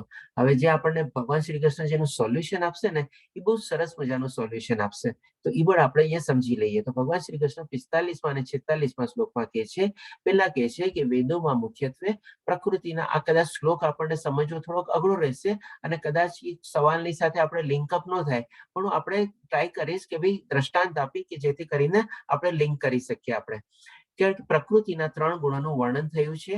સમસ્ત દ્વૈતો અને લાભ તથા સુરક્ષાની બધી ચિંતાઓથી મુક્ત થઈને આત્મપરાયણ બનો. હવે તમે કહો આમાંથી આપણને શું સમજવામાં આવે? કૌટુંબિક પરંપરાઓનું આમાં સોલ્યુશન કેવી રીતે આવેલું છે? થોડું ઘણું અઘરું લાગે કે નહીં સમજવામાં? તો હવે ચાલો આપણે એને સમજવાની સરળ ભાષામાં આપણે કોશિશ કરીએ કે આમાં તો સૌથી પહેલા તો શું છે કે ભાઈ અર્જુનનો જે પ્રશ્ન હતો ને કે ભાઈ પિતા મરી જશે અને માતા પછી ઘરે એકલી હશે, એટલે કે ડેફિનેટલી આપણે શું છે જેમ અહીંયા આપણી સામે પિક્ચર આપેલું છે ને એ રીતે જ આપણે સમજવાની કોશિશ કરીએ. આપણા ઘરમાં જે બાળકમાં જે સંસ્કાર આવતા હોય એના માટે માતા અને પિતા બંને જણ જવાબદાર હોય અને બંને વતી સંસ્કાર આવે. ઓકે યોગેશ બાબુજી, આપનો જે પ્રશ્ન છે આપણે છેલ્લે લેશું આપણે. ઓકે, તો ઘરમાં જે આપણે બાળક હોય એને શું છે આપણે માતા પિતા બંને જણા સંસ્કાર આપે અને બંનેનો આપણે સારો રોલ એ લોકો નિભાવતા હોય આપણે. હવે એવી જ રીતે છે ને ભગવાન શ્રી કૃષ્ણ પણ એ જ કહે છે કે ભાઈ એ જે આપણા બાળકમાં જે સંસ્કાર આવે છે માતા પિતામાંથી આવે છે. માતા પિતામાંથી સંસ્કાર ક્યાંથી આવ્યા? એમના માતા પિતામાંથી આવ્યા હોય, એટલે કે દાદા દાદી કે કોઈ, અને એના લોકોના એમના માતા પિતા અને બધામાંથી આવ્યા હોય સંસ્કાર, અને એ લોકો બધા પાસે સંસ્કાર ક્યાંથી આવે? તો કે ભાઈ બધું જે આવું જ્ઞાન જે પુસ્તક હોય એમાંથી જાણવું હોય, વાંચ્યું હોય અથવા તો અનુભવ્યું હોય એ પ્રમાણે. તો હવે એવી જ રીતે છે ને વેદોમાં મુખ્યત્વે એટલે કે આપણા જે શાસ્ત્રો છે એમાંથી જ આપણા બધાને લક્ષણ ને બધા સંસ્કાર ને બધું આવે ને, એ જ એનું ઉદ્ગમ સ્થાન છે આપણે. એટલે કે પ્રકૃતિના 3 ગુણો જે આપણે 14મા અધ્યાયમાં કવર કરશું એનું વર્ણન થયું છે. હવે શું છે એમાં કે આપણે જસ્ટ શોર્ટમાં આપણે અહીંયા સમજવાની કોશિશ કરીએ કે એમાં ભગવાન શ્રી કૃષ્ણ શું કહે છે કે જેવો જેનો જે સ્વભાવ હોય ને એ પ્રમાણે કાર્ય કરવાનો જ છે.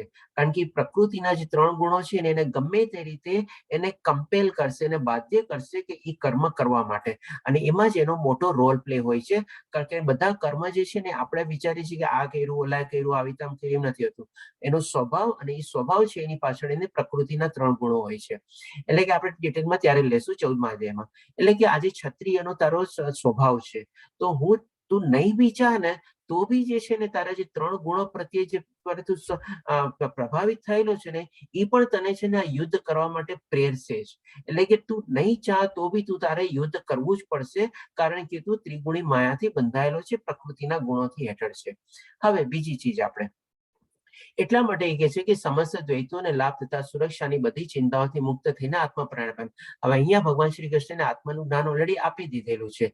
એટલા માટે કહે છે કે હવે આવા બધા જે તારા મનમાં દ્વિધા, કન્ફ્યુઝન, આ બધું જે છે દ્વૈતો, લાભ, સુરક્ષા, ફાયદો, નહીં, સુખ, આ બધું જ છોડી અને તું આત્મપરાયણ બન. એટલે કે તારા સ્વધર્મના નિયમને તું ફોલો કર, અથવા તો ધર્મને તું ફોલો કર. કારણ કે ત્યારે ભગવાન શ્રી કૃષ્ણને ધર્મનું જ્ઞાન બી આપી દીધું, સ્વધર્મનું બી જ્ઞાન આપી દીધું, અને એ પ્રમાણે એના શું કહેવાય આપણે નિષ્કામ કર્મ બી એને સમજાવી દીધું હતું.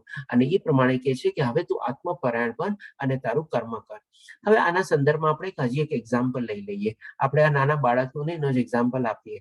માની લો ઘરમાં એ પ્રમાણે બધા સંસ્કારોને બધું મળેલા છે, અને છોકરો બી આપણે ઘણો સરસ મજાનો ભણવા કરવામાં અને બધામાં નિપુણ છે અને હોશિયાર છે. હવે એ પણ એક્ઝામની રાહ જોઈને બેઠો હોય છે. હવે એક્ઝામનો દિવસ આવે અને એ ત્યાં એક્ઝામ દેવા જાય, અને મા બાપ બધા રાહ જોઈને બેઠા હોય કે એનું સારું પેપર જાય ને આવી રીતે બધું કરે. હવે જયારે માની લ્યો છોકરો એક્ઝામમાંથી પાછો આવે અને એ કહે કે ભાઈ હું તો એક્ઝામ દીધા વગર આવતો રહ્યો, તો શું હાલત થાય વિચાર.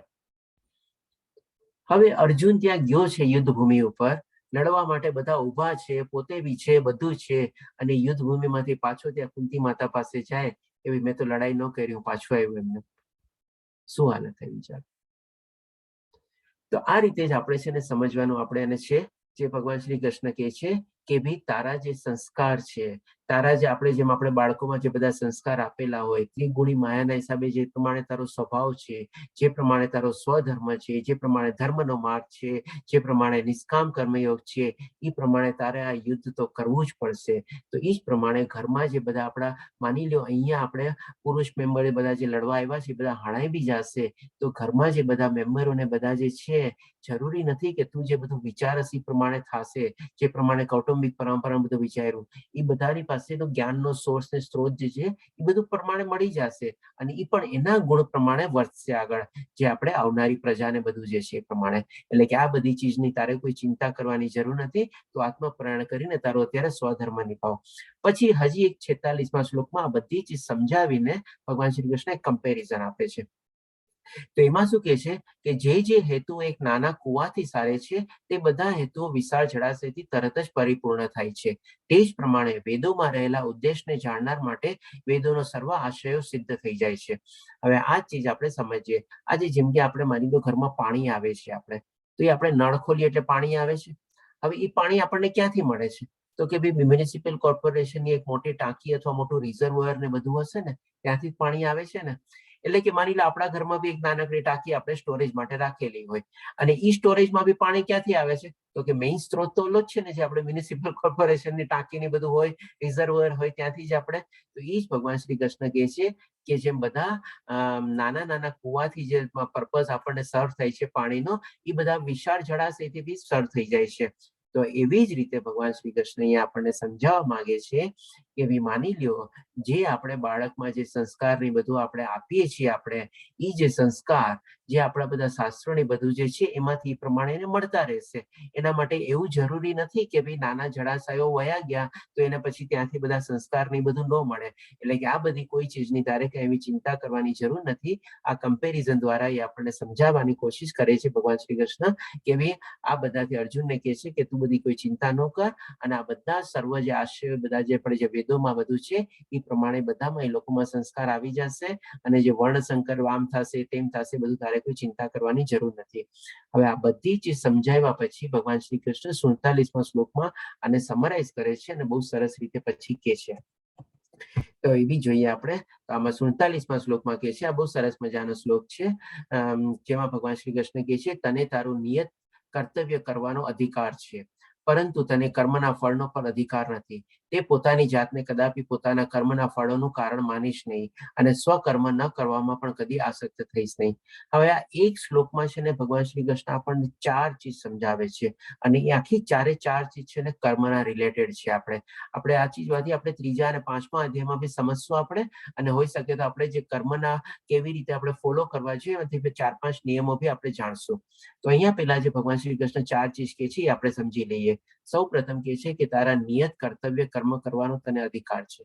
એટલે કે જે પ્રમાણે ગુણોથી તું પ્રભાવિત છો, તારો જે પ્રમાણે સ્વભાવ છે, ક્ષત્રિયનો સ્વભાવ છે, ઈ જ તારો સ્વધર્મ છે અને ઈ જ તારો કર્તવ્ય કર્મ બી છે. તો ઈ તારે અત્યારે લડાઈ લડવી, ઈ એના ઉપર પૂરેપૂરો તારો અધિકાર છે કે ભાઈ લડાઈ લડવી કે ન લડવી, અને લડાઈ લડવી ઈ જ તારો આપણે મેઇન સ્વધર્મ છે. પહેલી ચીજ થઈ. બીજી ચીજ, પરંતુ તને કર્મના ફળોનો અધિકાર નથી. હવે તું વિચારસ કે ભાઈ હું બાણ છોડીશ ને આ બધા મરી જશે અને મરી જશે, પછી આમ થશે તેમ થશે, વણસંગ પ્રજા થશે, ઓલું થશે તે થશે. તો ભગવાન શ્રી કૃષ્ણ કહે છે બધાની ચીજની તારે કોઈ ચિંતા કરવાની જરૂર નથી અને એના ઉપર તને અધિકાર બી નથી. કારણ કે શું ફળ મળવાનું છે તો તું પોતે બી જાણતો નથી કે ભાઈ તું યુદ્ધમાં હણાઈશ કે યુદ્ધ જીતીશ. એટલે કે તને તારે કર્મ કરવાનું છે પણ એના ફળ ઉપર તારો કોઈ જાતનો કોઈ અધિકાર નથી. આ ચીજ આપણે 5મા અધ્યાયમાં બી 29મા શ્લોકમાં જાણશું કે બધાનો આપણે સર્વભોગતા પરમેશ્વર પોતે છે. આપણે ફળના કોઈ આપણે ભોગતા છીએ નહીં. હવે ત્રીજી ચીજ જાણીએ આમાંથી, તે પોતાની જાતને કદાપી પોતાના કર્મના ફળોનું કારણ માનીશ નહીં. એટલે કે શું વિચારતો હતો કે આ લોકો મરી જશે તો પછી વણસંગ પ્રજા થશે ને બધું થશે. એટલે કે ભગવાન શ્રી કૃષ્ણને કહે છે કે જે કાંઈ પણ ફળ આવશે એ ફળનું કારણ બી તારે પોતાને રિસ્પોન્સિબલ નથી સમજવાનું. તારે તારું કર્મ કરીને છૂટી જવાનું છે બસ. અને જે ફળ આવશે એના માટે તું કોઈ જવાબદાર છે નહીં. આનાથી પણ આપણે સમજવાનું છે કે આપણે ઘણી વાર એકબીજાને આપણે બ્લેમ ગેમ કરીએ છીએ કે ભાઈ આના કારણે આમ થયું, ઓલાના કારણે આમ થયું, આ એનો કર્યો તો આમ થાત, આ એનો કર્યો આમ થાત, એવું બધું આપણે વિચારીએ છીએ. પણ એવું બધું કાંઈ નથી. કર્મના ફળ ઉપર આપણો કોઈ અધિકાર બી નથી અને કર્મનું કોઈ કારણ બી નથી. ચોથી ચીજ, અને સ્વકર્મ ન કરવામાં પણ કદી આસક્ત થઈશ નહીં. એટલે કે હવે એકદમ લાસ્ટમાં કહી દે છે કે તારો સ્વકર્મ તો શું છે? યુદ્ધ કરવું. હવે એમાં પણ તારે આસક્ત થવાનું જરાય જરૂર નથી. એટલે કે તારે બાધ્ય થઈને અત્યારે યુદ્ધ તો તારે લડવું ને લડવું જ પડશે અને કોઈ પણ ફળ ઉપર બી તારો કોઈ અધિકાર છે નહીં. આ 4 ચીજ સરસ મજાની ભગવાન શ્રી કૃષ્ણ 47મા શ્લોકમાં એને સમજાવે છે. પેલા બધા પ્રશ્નોના જવાબ બી આપી દે છે અને આ છેલ્લા શ્લોકમાં તો એકદમ ભગવાન શ્રી કૃષ્ણ તમને અલ્ટિમેટમ આપી દે છે કે ભી તારે આસક્ત બી થવું નહીં પડે, તારે યુદ્ધ તો લડવું જ પડશે. આ રીતે એને કહે છે. હવે પછી ભગવાન શ્રી કૃષ્ણ આપણે ચલો આનું હતું કન્ફ્યુઝન અથવા ડાઉટ. તો જેનો ભગવાન શ્રી કૃષ્ણ એટલે કે અસમંજસ્ય હતું એ ભગવાન શ્રી કૃષ્ણ 41મા શ્લોકમાં ક્લિયર કરેલું છે. હે કુરુનંદન, જે મનુષ્ય આ માર્ગ એટલે કયો માર્ગ? તો કે ભાઈ ભગવાનના સૂચવેલા માર્ગ, પોતાના સ્વધર્મનો માર્ગ અથવા તો કર્મ નિષ્કામ કર્મનો માર્ગ, આ માર્ગ પર છે તેઓ ઉદ્દેશમાં દ્રઢ સંકલ્પ વાળા હોય છે અને તેમનું ધ્યેય પણ એક જ હોય છે. જેવો દ્રઢ નિશ્ચય નથી તેમની બુદ્ધિ વિભક્ત થયેલી હોય છે. એટલે કે આ રીતે ભગવાન શ્રી કૃષ્ણ સમજાવે છે. આના સંદર્ભમાં એક ચીજ આપણને કહું, એક દ્રષ્ટાંત આપું. જેમ કે માની લો આપણે ઘણી વાર શું છે ફ્રી બેઠા હોઈએ. મારે ખ્યાલથી ટાઈમ થઈ ગયો છે પણ મને પ્લીઝ, મેં સ્ટાર્ટિંગમાં જ કીધું હતું 5-10 મિનિટ મને વધારે લાગશે તો પ્લીઝ સાથે રહેવા વિનંતી. હવે માની લો આપણે ક્યારેક ફ્રી બેઠા હોઈએ તો શું છે આપણે ક્યાંક ને ક્યાંક વિચારીએ કે ભાઈ શું કરવું, કેવી રીતે કરવું. તો ક્યારેક મોબાઈલ જોઈએ, ક્યારેક ટીવી જોઈએ અને ક્યારેક કંઈક આમનો ફેરવતા જ રહીએ. ટીવી જોતા તો જેવી એડવર્ટાઇઝ આવી નથી કે એવું નથી આપણે ચેનલ ફેરવી નાખી. એટલે કે આપણું માઇન્ડ છે ને હંમેશા આપણું રિવોલ્વિંગ હોય છે. આમાંથી આમ નથી થતું, આમાંથી આમને આ જો, ઓલું જો, એક ચીજ ધ્યાનથી આપણે કરતા જ ન હોઈએ. એટલે કારણ કે શું છે આપણી માઇન્ડ ત્યારે આપણે શું છે એકદમ સ્ટેબલ નથી અને સ્થિર થઈને નથી બેઠા કે ભાઈ આપણે શું કરવું જોઈએ, શું ન કરવું જોઈએ. અને આપણે ટૂંકમાં આપણે કહીએ ને કે ભાઈ આપણે સમય આપણો નષ્ટ કરતા હોઈએ છીએ. અને એટલા માટે છે ને આપણી બુદ્ધિ આમ કરી લો, એમ કરી લો, આમાં મજા નથી આવતી, ઓલામાં મજા આવશે, ચાલ હવે આમ કર્યું તેમ. એ જ રીતે ભગવાન શ્રી કૃષ્ણ કહે છે કે જે મનુષ્ય આ માર્ગ પર તેઓ પોતાના ઉદ્દેશમાં દ્રઢ સંકલ્પ વાળા હોય છે તેમનું ધ્યેય પણ એક જ હોય છે. એટલે કે માની લો આપણને જીવનનું લક્ષ્ય મળી ગયું હોય અને આપણનો ધ્યેય મળી ગયો હોય તો પછી આપણે ક્યાંય આવું બીજું બધું વિચારીએ નહીં આપણે. પરંતુ જે લોકો દ્રઢ નિશ્ચય નથી તેમની બુદ્ધિ અનેક રીતે વિભક્ત થયેલી હોય છે. હવે શું કામે વિભક્ત થયેલી હોય છે? એટલે કે અલગ અલગ આપણે શું કામે ચીજ વિચારીએ છીએ એનું પણ રીઝન હવે ભગવાન શ્રી કૃષ્ણ આપણને આગલા શ્લોકમાં આપે છે. તો 44 શ્લોકમાં એ રીતે વિચારે છે કે આવી રીતે આપણું મન ને બધું શું કામે ભટકે છે? તો કે જે મનુષ્ય ઇન્દ્રિય ભોગ તથા ભૌતિક ઐશ્વર્ય પ્રત્યે અતિશય આસક્ત ધરાવે છે તથા આવી વસ્તુઓથી મોહગ્રસ્ત થઈ જાય છે તેમના મનમાં પરમેશ્વરની ભક્તિમય સેવા વિશે દ્રઢ સંકલ્પ થતો નથી. એટલે કે અહીંયા ભગવાન શ્રી કૃષ્ણ આપણને કહે છે કે ભાઈ સૌ પ્રથમ તો આપણે દ્રઢ સંકલ્પ સેવા કરવો જોઈએ તો કે ભાઈ ભગવાનની ભક્તિમાં. અને એ રીતે માની લો જે લોકો ભગવાનની ભક્તિમાં કે દ્રઢ સંકલ્પ નથી હોતા એનું રીઝન પણ શું બતાવે છે કે ભાઈ ભૌતિક દુનિયાના બધા મોહ, માયા, આકર્ષણ, ઇન્દ્રિય તૃપ્તિ અને શરીર સુખમાં જ આપણે આસક્તિ અને એ પણ અતિશય આસક્તિ જો ધરાવતા હોઈએ તો ડેફિનેટલી આપણું મન ક્યાંય આપણું ભગવાનમાં લાગવાનું જ નથી. અને જ્યારે મન આપણું ભગવાનમાં નથી લાગતું અને આ બધી ચીજોમાં લાગે છે ત્યારે હંમેશા આપણી બુદ્ધિ પણ શું છે, આમ કરી લઉં, એમ કરી લઉં, આમ વયો જાઉં, ઓલાને મળી લઉં, આવી રીતે કરી લઉં, એ રીતે કરી લઉં, એવી રીતે ભટકા જ કહી રહી છે. એટલે કે વિભક્તિ વાળી અલગ અલગ ડિવાઇડેડ થયેલી બધી હોય છે. કારણ કે કોઈ ચીજમાં આપણને સંતોષ બી મળતો નથી, સુખ બી મળતું નથી અને શાંતિ બી મળતી નથી. જે ચીજ મળે છે એ ટેમ્પરરી મળે છે. કારણ કે ભૌતિક દુનિયામાં કોઈ જગ્યાએ આપણને સુખ, શાંતિ અને સંતોષ સંપૂર્ણ માત્રામાં અને પરમાનન્ટ મળવાના જ નથી. આ રીતે ભગવાન શ્રી કૃષ્ણ એને કારણ બી બતાવી દે છે. એટલા માટે કહે છે કે બીજું તારા લક્ષ્ય ઉપર ધ્યાન આપ, કે ભાઈ તારું લક્ષ્ય અત્યારે સ્વધર્મ જે ક્ષત્રિય તરીકે છે અને યુદ્ધ લડવાનું છે. એટલે કે એનું કન્ફ્યુઝન અને ડાઉટ બી બધું દૂર કરે છે. પછી આ બધું સાંભળ્યા પછી એટલે કે આમાં ભગવાન શ્રી કૃષ્ણ છે ને બધી ચીજ સંપૂર્ણ રીતે વર્ણવી દે છે. સ્વધર્મ વર્ણવી દે છે, ભક્તિ વર્ણવી દે છે, પોતાનો આપણે ધર્મનો માર્ગ વર્ણવી દે છે, નિષ્કામ કર્મ કેવી રીતે કરવું જોઈએ એ આવી જાય છે અને બધું ટાઈપનું બધું જ્ઞાન બી આપી દે છે ભગવાન શ્રી કૃષ્ણ. એટલે કે જ્ઞાન, બુદ્ધિ અને ભક્તિ બધી ચીજનું જ્ઞાન આપણે આપી દીધા પછી, સાંભળ્યા પછી અર્જુન જયારે 54મા શ્લોકમાં પૂછે છે કે ભાઈ સ્થિત પ્રજ્ઞ માણસની વ્યાખ્યા શું, એનું આચરણ કેવું, એ કેવી રીતે લાઈફમાં વર્તતો હોય, ત્યારે એના પ્રશ્નના જવાબમાં ભગવાન શ્રી કૃષ્ણ 55મા શ્લોકમાં કહે છે એ શ્રી ભગવાને કહ્યું, હે પાર્થ, જ્યારે મનુષ્ય મનોધર્મથી ઉત્પન્ન થનારી ઇન્દ્રિય તૃપ્તિની સમસ્ત કામનાઓનો પરિત્યાગ કરી દે છે અને આ રીતે વિશુદ્ધ થયેલ મન આત્મામાં સંતોષ પ્રાપ્ત કરે છે, તો એ વિશુદ્ધ દિવ્ય ચેતનાને પ્રાપ્ય સ્થિત પ્રજ્ઞ કહેવાય છે. સ્થિત પ્રજ્ઞ એટલે શું? પ્રજ્ઞ એટલે કે પ્રજ્ઞ વડ ક્યાંથી આવ્યો તો કે પ્રજ્ઞામાંથી. પ્રજ્ઞા એટલે શું તો કે બુદ્ધિ, અને સ્થિત એટલે કે શું કહેવાય બેલેન્સ, એટલે કે અથવા તો સ્થિર. એટલે કે સ્થિર બુદ્ધિ વાળો મનુષ્ય કોને કહેવાય અને એનું આચરણ કેવું હોય અને કેવી રીતે વર્તતો હોય, જયારે અર્જુન પૂછે છે ત્યારે ભગવાન શ્રી કૃષ્ણ સૌ પ્રથમ આ સ્થિત પ્રજ્ઞા માણસની આપણે ડેફિનેશન આપે છે. અને ડેફિનેટલી આના પછીના જે બધા શ્લોકો છે આપણે 56 થી લઈને આપણે 72 સુધી એ આપણે નોર્મલી લેવલ 2 માં કવર કરીએ છીએ આપણે. તેમ છતાં અહીંયા ભગવાન શ્રી કૃષ્ણ જે આપણે ડેફિનેશન આપે છે આપણે સંક્ષિપ્તમાં લઈ લઈએ કે ભાઈ આપણે જ્યારે બધી જ રીતે આપણી ઇન્દ્રિયો ઉપર આપણે સંયમ મેળવેલો હોય, આપણો અહંકાર વયો હોય, બધા રાગ, દ્વેષ, ક્રોધ વયા ગયા હોય અને આપણે જ્યારે આત્મજ્ઞાનમાં જ આપણે સંયમ થયેલા હોઈએ, આત્મપરાયણ થયેલા હોઈએ છીએ, ત્યારે આપણી આત્મા જે છે શુદ્ધ અથવા દિવ્ય ચેતના વાળી થઈ જાય છે અને ત્યારે આપણી બુદ્ધિ પણ આપણે સ્થિત બુદ્ધિ એટલે કે સ્થિત પ્રજ્ઞ તરીકે આપણે કહી શકીએ. કારણ કે ત્યારે બધા માણસને આ બધા કોઈ મોહ, માયા, આકર્ષણ બધા રહેતા નથી, અલગ અલગ એની બુદ્ધિઓ ડિવાઇડેડ થયેલી નથી હોતી, વિભક્ત થયેલી નથી હોતી. એ રીતે ભગવાન શ્રી કૃષ્ણ અહીંયા વર્ણવે છે. તો આ રીતે આપણે સમજી શકીએ છીએ કે વિસ્તૃત પ્રજ્ઞ માણસની વ્યાખ્યા.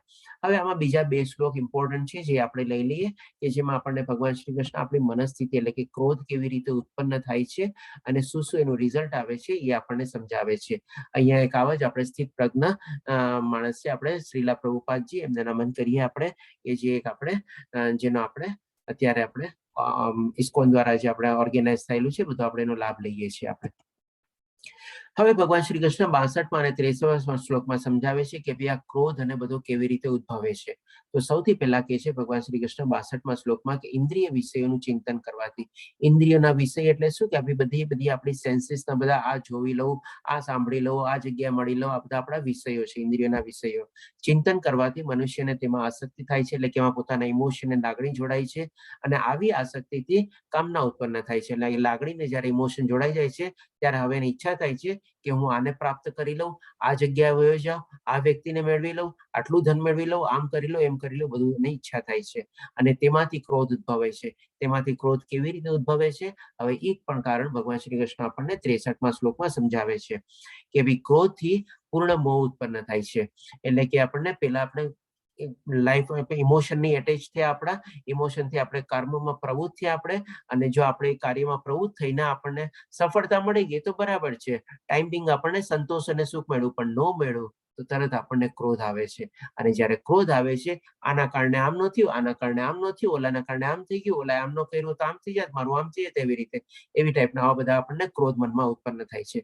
અને જ્યારે આવો ક્રોધ ઉત્પન્ન થાય છે ત્યારે આપણને જે આપણું જે લાગણી જે આપણે પેલા એટેચ કરેલી હતી એ હવે આપણું આકર્ષણ બની જાય છે કે ના, હવે તો મારે ગમે તે રીતે આને પ્રાપ્ત કરવું જ છે. એટલે કે એકદમ આપણો કન્સન્ટ્રેટેડ આપણે ઇમોશન કહીએ ને એને આપણે મોહ તરીકે જાણી શકીએ આપણે. અને મોહને કારણે સ્મરણ શક્તિનું વિવરણ થયેલા. જ્યારે આપણો આવો મોહિત થઈ જઈએ છીએ ત્યારે આપણે શું છે, આપણું બેલેન્સ ઓફ માઇન્ડ આપણે ખોઈ બેસીએ છીએ. એટલે કે આપણી મેમોરી બી આપણે ઘણીવાર આપણે ખોઈ શકીએ છીએ અને આપણે ભ્રમિત થઈ જઈએ છીએ. અને જ્યારે સ્મરણ શક્તિ એટલે કે જ્યારે આપણે બુદ્ધિ અને જ્યારે આપણી યાદદાસ્ત ભ્રમિત થાય છે ત્યારે બુદ્ધિ પછી આપણે નષ્ટ થાય છે. એટલા જ માટે કહેવાય છે કે વિનાશ કાળે વિપરીત બુદ્ધિ. અને જ્યારે બુદ્ધિ નષ્ટ થઈ જાય છે, આપણી યાદશક્તિ બી ભ્રમિત થઈ જાય છે, ત્યારે આપણે શું છે કે બુદ્ધિ નષ્ટ થવાના કારણે મનુષ્ય ભાવ ભૂખમાં ફરી પડે છે. એટલે કે ટોટલ લોસ, એટલે કે ટોટલ ડિસ્ટ્રક્શન.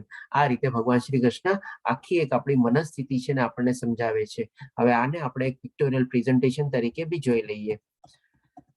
સૌ પ્રથમ આપણને શું છે, આપણા ઇન્દ્રિયના ઘટે કોઈ ચીજ આપણને જોઈને આપણને મેળવવાની ઈચ્છા થઈ, સાંભળીને આપણને જવાની ઈચ્છા થઈ, કોઈકને મળવાની ઈચ્છા થઈ, એટલે આ બધા આપણા ઇન્દ્રિયના વિષયો. પછી આપણે પ્રીતિ એટલે કે આપણી એમાં ઇમોશન અથવા લાગણી જોડાણી. હવે જેવી આપણા પ્રીતિ એટલે ઇમોશન લાગણી જોડાણી એટલે કે હવે એ મેળવવા માટેની આપણી વાસના જાગી કે ના હવે તમારે એને મેળવવું જ છે. અને એ મેળવવા માટે પછી આપણે જયારે પ્રયત્ન કર્યા અને પ્રયત્નમાં સફળ થયા તો ઠીક છે, ન થયા તો પછી ક્રોધ. એ જયારે ક્રોધ આવે છે એટલે કે ગુસ્સો આવે છે ત્યારે આપણી પોતાનું આપણે ભ્રાંતિ એટલે કે બેલેન્સ આપણે ખોઈ બેસીએ છીએ. અને જ્યારે આપણું પોતાનું બેલેન્સ ખોવાઈ જાય છે ત્યારે આપણી યાદશક્તિ બી આપણે ઘણીવાર આપણે ઇમ્બેલેન્સ અવસ્થામાં ન કરવાનું કરી બેસીએ છીએ, ન બોલવાનું બોલી બેસીએ છીએ અને ન આપણે કહીએ ને કે ભાઈ શબ્દો કે એવું કંઈક વર્તન કરવું જોઈએ એવું આપણે કરી બેસીએ છીએ. એટલે કે બધું આપણું યાદશક્તિ અને બુદ્ધિ આપણી ભ્રમિત થવાના કારણે થાય છે. અને જ્યારે આવી રીતે આપણે બુદ્ધિ અને યાદશક્તિને હાનિ થાય છે અથવા ભ્રમિત થાય છે ત્યારે પછી આપણું ટોટલી વિનાશ અથવા આપણે લોસ થાય છે. આ રીતે ભગવાન શ્રી કૃષ્ણ આપણી આખી મેન્ટલ સિચ્યુએશન આપણને 2 શ્લોકમાં વર્ણવે છે. તો અહીં આપણે સંક્ષિપ્તમાં આપણે જોઈ લઈએ કે આપણે મેઇન ટેક અવે તરીકે શું છે કે ભાઈ આપણે મેઇન શરીર નથી, આપણે આત્મા છીએ. અને આ આત્માનો વાસ આપણા હૃદયમાં છે, જે આપણે આગલા અધ્યાયમાં બી જાણશું. ભગવાન શ્રી કૃષ્ણ પોતે જ કહે છે. અને આ આત્માને આપણે જોઈ શકતા નથી કારણ કે બહુ આપણે માઇક્રો છે, આપણા વાળના કે છે, વાળના 1/10,000માં ભાગ જેટલું આપણે છે. અને કૃષ્ણ કરેલી કોઈ પણ નાની સેવા ક્યારેય નકામી જતી. એટલે કે આપણે જો આપણા સ્વધર્મ અથવા કર્તવ્ય ઉપર કરતા હોઈએ તો એમાં કોઈ પણ જાતની આપણે ભક્તિમય સેવા કરેલી હોય એનો કદી નાશ થતો નથી. આ રીતે ભગવાન શ્રી કૃષ્ણ આપણને બીજા અધ્યાયમાં બધું સંપૂર્ણ જ્ઞાન આપે છે. અને આ બધા અર્જુનના પ્રશ્ન બી આપણે ક્લિયર થાય છે. જે 4 એના પ્રશ્નો હતા એ અને 5મું જે અસ્પૃશ્ય એ પ્રમાણે. હરે કૃષ્ણ કૃષ્ણ કૃષ્ણ હરે હરે, હરે રામ રામ રામ હરે હરે. શ્રીલ પ્રભુપાદ કી જય. તો અહીંયા આપણે પૂરું થાય છે. મેં લગભગ 10 મિનિટ આપની વધારે લીધી છે, તો તે બદલ સાથે રહેવા બદલ ધન્યવાદ. અને જો કોઈ પ્રશ્ન હોય તો એ બી આપણે લઈ શકીએ છીએ અત્યારે. હરે કૃષ્ણ.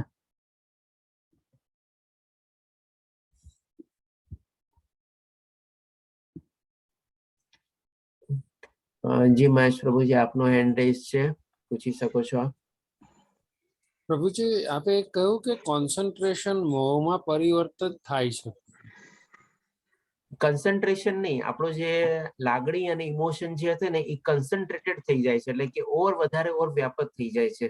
એટલે કે આપણો એની સાથે આપણે મોહ છે ને બહુ જ જોડાઈ જાય છે. આપણે પેલા આપણે માની લે ઉપર ચડી લાગણી અને મોહથી આપણે એમાં પ્રવૃત્ત થયા, મળી ગયું તો ઠીક છે, ન મળે ને તો પછી આપણે એટલું એના કન્સન્ટ્રેટેડ ભાવથી આપણે આપણી લાગણીમાં જોડાઈ જાય છે કે આપણે એકદમ મોહિત જ થઈ જાય છે કે હવે તો મારે ગમે તેમ કરીને પ્રાપ્ત કરવું જ છે. એવી રીતે બરાબર છે પ્રભુજી. પણ જ્યારે કોઈ માણસ પ્રેક્ટિસ કરતો હોય કે એચિવમેન્ટ માટે કર્મ કરતો હોય, ક્રિકેટ શીખતો હોય, વિમલરન શીખતો હોય, ત્યારે એ પરિણામની આશા રાખે જ છે કે હું સર્વશ્રેષ્ઠ પ્રદર્શન કરું અને હું જીતી જાઉં. તો એ એક્સપેક્ટેશન સાથેની પ્રેક્ટિસ થઈ ને. હા, જો આમાં છે ને થોડો ફરક પડી જાય છે. એને પૂરેપૂરા છે ને પ્રયાસ કરવાના છે, મહેનત કરવાની છે. આપણે કહીએ ને કે ભાઈ તન મન અને બુદ્ધિ બધી લગાડીને એને મહેનત કરવાની છે. પણ પછી જે આગળ વિચારે છે ને કે ભાઈ મને એકદમ પ્રયાસ સફળતા મળે જ, મને આ રીતે પ્રાપ્ત થાય જ, એ નથી કરવાનું. એ ભગવાન શ્રી કૃષ્ણ કહે છે કે ફળ ઉપર તારો કોઈ અધિકાર નથી, તારે તારા પ્રયાસ પૂરા કરવાના છે બસ. બરોબર પ્રભુજી. હરે કૃષ્ણ. બીજા કોઈ પ્રશ્ન? હરે કૃષ્ણ પ્રભુજી. હરે કૃષ્ણ રાજેન્દ્ર પ્રભુજી. આપણે ભગવાનના ગુણોમાં 6 ગુણ જોયા કે જે ઐશ્વર્ય, સુંદરતા અને એક ત્યાગ પણ છે. તો હમ. ત્યાગ અને દાનમાં શું ફરક છે? પહેલો પ્રશ્ન. બીજો પ્રશ્ન, ભગવાને રાધાનો ત્યાગ કર્યો કહી શકાય? ના. ઓકે, અચ્છા, બરોબર. ચાલો પહેલો પ્રશ્ન લઈએ. તો રાજેન્દ્ર પ્રભુજી, આપણે છે ને 17મા અધ્યાયમાં જેમાં શ્રદ્ધાત્રય વિભાગ યોગ છે, એમાં તમે મને ખાલી અત્યારે પૂછ્યું કે ત્યાગ અને દાનમાં શું ફરક છે આપણે, પણ હવે હું થોડોક એક સ્ટેપ ઓર આપણે આગળ જઈએ કે ત્યાગ, સેવા અને દાન એ ત્રણમાં શું ફરક છે એ આપણે સરસ રીતે એમાં જાણશું. તેમ છતાં આપણે તમારા પ્રશ્નના આપણે જવાબ તરીકે આપણે અત્યારે સંક્ષિપ્તમાં લઈ લઈએ કે ત્યાગ એટલે કે શું કે ભાઈ તમારી પાસે જે ચીજ આવવાની છે અથવા આવી ગઈ છે અને તમે ઈચ્છાપૂર્વક એને તમે છોડી દો છો, એટલે કે પછી એના ઉપર તમને કઈ મોહ રહેતો નથી. માની લો નો બી આવી હોય તોય તમને મોહ નથી, તમારી પાસે છે તો તમારી પાસે મોહ નથી, અને ઈ છે પછી વહી ગઈ તો બી તમને એના માટે કઈ મોહ નથી. એને આપણે ત્યાગ કહી શકીએ. અને દાન એટલે કે શું? જે ચીજ તમારી પાસે છે, આમાં નથી આવવાનો કોઈ સવાલ જ નથી આવતો, કારણ કે નો હોય તો તમે કેવી રીતે દાન આપી શકો? જે ચીજ તમારી પાસે છે અને તમે તમારી સ્વેચ્છાએ તમે એને આપો છો, એ તમારે દાન થઈ ગયું. અને દાન આપ્યા પછી બી તમે એવો ભાવ રાખો છો કે ભાઈ આ ચીજનું મેં દાન આપ્યું તું, તો એ તમારો પછી ઓર રજોગુણ વાળું દાન ગણાઈ જાય છે તમારે. એટલે કે આ આપણે ડિફરન્સ જાણી શકીએ. હવે આના સંદર્ભમાં એક આપણે એક્ઝામ્પલ બી લઈએ કે માની લો એક દીકરો છે, એના બે અને એક નાનો ભાઈ છે, અને બાપ માની લો જયારે આપણે વિલ બનાવે છે ત્યારે વિચારે છે કે ભાઈ ચાલો 50-50% મારા બે દીકરાને આપી દઉં. પણ નાનો દીકરો જે છે ને એ થોડો ઘણો ઓછો ખમતીગાર છે, અને મોટો દીકરો સારો એવું છે આપણે ખમતીગાર. તો એ પહેલા જ બાપને કહી દે છે કે પપ્પા તમે એક કામ કરો ને, વિલ બનાવો છો ને, તમારે જે આપવું હોય ને તમે છે ને નાના ભાઈના નામે કરી દો, મારે નથી જોતું. તો આ છે ને ત્યાગ થયો. એટલે કે હજી આવ્યું નથી એની પહેલા જ એને પોતે છોડી દીધું, એટલે કે ત્યાગ થઈ ગયો. અને બીજી ચીજ લઈએ કે માની લો ફાધરે વિલ બનાવી લીધી અને 50-50% એને આવી ગયા, એટલે કે પેલા પોતે 50% એને મળ્યા અને 50% નાના ભાઈને મળ્યા. હવે એને લાગ્યું કે ભાઈ મારા નાના ભાઈને મારે થોડું વધારે આપવું જોઈએ, એટલે એના 50% માંથી બીજા 25% કે 30% એને નાના ભાઈને આપ્યા. તો આને કહેવાય આપણે દાન. આ રીતે મેઇન ફરક છે આપણે ત્યાગ અને દાનમાં. આઈ હોપ કે ક્લિયર થયું રાજેન્દ્ર પ્રભુજી? હા પ્રભુજી, ધન્યવાદ. હવે તમારો બીજો પ્રશ્ન શું હતો કે ભાઈ રાધાજીનો ત્યાગ કર્યો, રાધાજીને છોડી દીધા અથવા મથુરામાં ગયા ત્યારે રાધાજીને વૃંદાવનમાં મૂકી દીધા અને રાધાજી ત્યાં જ રહ્યા, તો એને ત્યાગ ગણી શકાય? આને છે ને ત્યાગ નો કહેવાય. આપણે છે ને સૌથી પહેલા તો છે ને આને કહેવાય, તમે કહી શકો કે ભાઈ તમે અત્યારે ભગવાન શ્રી કૃષ્ણ એનો પોતાનો ધર્મ નિભાવ્યો. એનો ધર્મ અત્યારે સ્વધર્મ ને શું હતું કે ભાઈ મથુરાથી કંસ મામાનું બોલાવવું આવ્યું છે, એટલે એ પ્રમાણે વૃંદાવન છોડીને મથુરા જાય છે. હવે એ પ્રમાણે એને પોતાનો ધર્મ નિભાવ્યો. હવે એને પોતાને ત્યારે આપણે કહી શકીએ કે ભાઈ ખબર નથી કે ત્યાં શું કામે જાય છે, એ તો ખાલી ઇન્વિટેશન માટે ગયા હતા. અને ત્યાં જઈને એને ખબર નહોતી પડી કે મારે યુદ્ધ લડવાનું છે, કંસ મામાને મારવાનું છે ને બધું. ભલે ભગવાન હતા એ બધું આપણે અલગ બીજી બાજુ રાખીએ, પણ આજે એક વ્યક્તિ તરીકે આપણે લઈએ ભગવાન શ્રી કૃષ્ણને, કારણ કે એ બધી એમની લીલા હતી. તો ભગવાન શ્રી કૃષ્ણ ત્યાં જાય છે, તો પછી એમાં ત્યાગનો સવાલ ક્યાં આવ્યો? બધા એમ જ વિચારે ને કે ભાઈ ચાલો એ વૃંદાવન છોડીને અત્યારે મથુરા જાય છે, બોલાવો આવ્યો છે, એટલે એ પ્રમાણે ત્યાં જાય છે, અને પછી પાછા કામ કરશે એટલે પાછા આવી જશે. એટલે કે આમાં કોઈ ત્યાગનો સવાલ નથી આવ્યો. અને હજી બીજી રીતે બી લઈએ તો બી ત્યારે શું છે કે રાધા અને ભગવાન શ્રી કૃષ્ણ બંને વચ્ચે આપણે મૈત્રીનો સંબંધ હતો. એટલે કે ઇવન ઇફેક્ટ રાધાજી થોડા મોટા બી હતા ભગવાન શ્રી કૃષ્ણ કરતા, અને ત્યારે ભગવાન શ્રી કૃષ્ણની પણ ઉંમર બહુ નાની હતી, લગભગ 12-13 વર્ષની જ ઉંમર હતી જ્યારે એમણે વૃંદાવનને ત્યાગ કર્યું ત્યારે. તો ત્યારે એના ઉપર કોઈ સ્વામિત્વ ભાવ નહોતો, એટલે કે એને ત્યાગ બી કેવી રીતે કરે? ભગવાન શ્રી કૃષ્ણ શું રાધા ભગવાન શ્રી કૃષ્ણની ત્યારે હતી શું? એટલે કે કોઈ સ્વામિત્વ ભાવ હતો ભગવાન શ્રી કૃષ્ણનો રાધા ઉપર?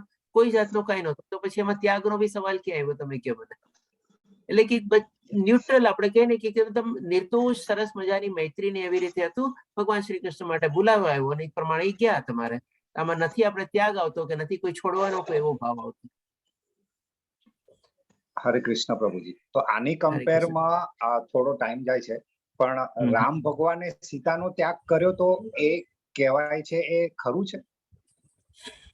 હવે એ પણ છે ને આપણે બીજી રીતે લઈએ. જ્યારે આપણે પેલા રામ ભગવાન બી તો ડેફિનેટલી ભગવાન શ્રી કૃષ્ણના જ અવતાર હતા, પણ મનુષ્ય તરીકે આપણે આવેલા હતા. પૂર્ણ પુરુષોત્તમ શું કહેવાય, મર્યાદા પુરુષોત્તમ કહેવાય છે રામ ભગવાન. કોઈ કે નિંદા કરી તો ત્યારે રામ ભગવાન રાજા હતા. હવે પ્રજામાંથી આવીને કોઈ નિંદા કરે તો એક રાજા તરીકે પહેલા તો એનો શું છે, એ ધર્મ એને નિભાવવો જોઈએ કે ભાઈ ભલે એની પત્નીની નિંદા કરે છે કે કાંઈ પણ કરે છે, પણ એ એમ શું કહે છે કે ભાઈ તમે અગ્નિ પરીક્ષા કરાવો, આવી રીતે આમ છે, લાછન લગાડે છે, બધું લગાડે છે એ પ્રમાણે. તો રામે પણ એક રાજા તરીકે એના પ્રજાની જે આપણે વિનંતી અથવા નહીં તો માની લો એ વિનંતી ન રાખે અને એ વાત માની લો હજી પ્રજામાં ઓર ફેલાય, તો પછી એનું પરિણામ શું આવત? આપણે બીજી રીતે હંમેશા વિચારવું જોઈએ. જેમ ભગવાન શ્રી કૃષ્ણ પણ અહીંયા અર્જુનને એ જ રીતે સમજાવે છે કે તું યુદ્ધ નહીં કરતો શું પરિણામ છે, એ તે વિચાર્યું છે કોઈ દી? લોકો તારી કેટલી નિંદા કરશે ને બધું થશે. તો એ જ ચીજ માની લે આપણે રામ ભગવાન માટે વિચારીએ કે રામ ભગવાને એ ધોબીની આપણે નિંદા ન સાંભળી હોત, એની અવગણના કરી હોત, કારણ કે પોતાની પત્ની હતી અને પોતે જાણતા હતા, અને એ જ વાત પ્રજામાં ફેલાય તો ઓર કેટલું મોટું થાય. રાજાનું શું માન દે તારે તમારે? એ પણ તો બધી ઓર વિચારે કે ભાઈ શું કામ નથી પરીક્ષા કરાવતા અને આમને તેમને. તો આ ભાવથી પણ આપણે કહી શકીએ કે ભગવાન શ્રી રામે પણ એનો પોતાનો સ્વધર્મ નિભાવ્યો અથવા તો કર્તવ્ય કર્મ કર્યું એઝ અ રાજા તરીકે. અને સીતાનો જો આપણે એને ભાષામાં લઈએ કે ત્યાગ કર્યો, પણ એ ત્યાગ એ રીતે ન ગણાય, પણ એને પોતાનો સ્વધર્મ અથવા તો કર્તવ્ય કર્મ કર્યું એની પ્રજાની એવી ટીકા સાંભળીને. આ રીતે આપણે લેવું જોઈએ. હરે કૃષ્ણ. બંને બહુ સરસ રીતે સમજાય પ્રભુજી. કે કૃષ્ણ રાધાનો પણ ત્યાગ નહોતો કર્યો, ન્યુટ્રલ હતા, અને સીતાનો પણ ત્યાગ રામે કર્યો એમ ના કહી શકાય. બરોબર રીતે સમજાયું પ્રભુ. બહુ બહુ આનંદ થયો. ખૂબ હરે કૃષ્ણ પ્રભુજી. બહુ સરસ, બહુ સરસ. સ્વધર્મ માટે એમનો ત્યાગ નતો કર્યો, પણ એઝ અ લીડરશિપ ફોલો કરવા માટે, લીડરશિપના ગુણ ફોલો કરવા માટે એમને એઝ અ રાજા પોતાનો સ્વધર્મ નિભાવ્યો. બહુ સરસ. હજી એક છેલ્લો પ્રશ્ન પ્રભુજી, સોરી. આપણે ભગવાનના 3 તબક્કામાં જોયું કે બ્રહ્મ, પરમાત્મા અને ભગવાન. તો પરમાત્મા જે છે એ વચ્ચેનો છે. પહેલા બ્રહ્મ બતાવ્યો, પછી પરમાત્મા, જેમાં વિષ્ણુ ભગવાનનો ફોટો બતાવ્યો. તો વિષ્ણુ ભગવાન એ કૃષ્ણનો જ અવતાર હતો, તો એને પરમાત્મા કેમ કહેવાય? આમાં છે ને થોડુંક આપણે ડિટેલમાં થોડુંક જાણવું જોઈએ કે જે નોર્મલી આપણે લેવલ 2 માં એમાં કરીએ છીએ. પેલા આપણે શિરોદક્ષાય વિષ્ણુ, ગર્ભોદક્ષાય વિષ્ણુ અને કારણોદક્ષાય વિષ્ણુ છે. એ રીતે છે. આપણે પછી જોઈશું, કારણ કે આ સમય માંગી એવો પ્રશ્ન છે. પણ મેઇન પ્રશ્ન એ છે કે જ્યારે કોઈનું અવસાન થાય છે ત્યારે આપણે પ્રાર્થના કરતા હોઈએ છીએ કે પરમાત્મા એ આત્માને પરમ શાંતિ આપજે. તો આપણે ભગવાનને ન પ્રાર્થના કરતા પરમાત્માને કેમ પ્રાર્થના કરીએ છીએ? કારણ કે અંતિમ તો ભગવાન જ છે. તો અંતિમ સ્વરૂપનું પૂજન ન કરતા અથવા પ્રાર્થના ન કરતા ભગવાનનું કેમ કરીએ છીએ? અરે, પરમાત્માનું કેમ કરીએ છીએ? એકચ્યુઅલી છે ને આપણે જયારે સંબોધીએ છીએ ને ત્યારે ભગવાન અને પરમાત્મા વર્ડ છે ને આપણે ઇન્ટરચેન્જેબલી યુઝ કરીએ છીએ.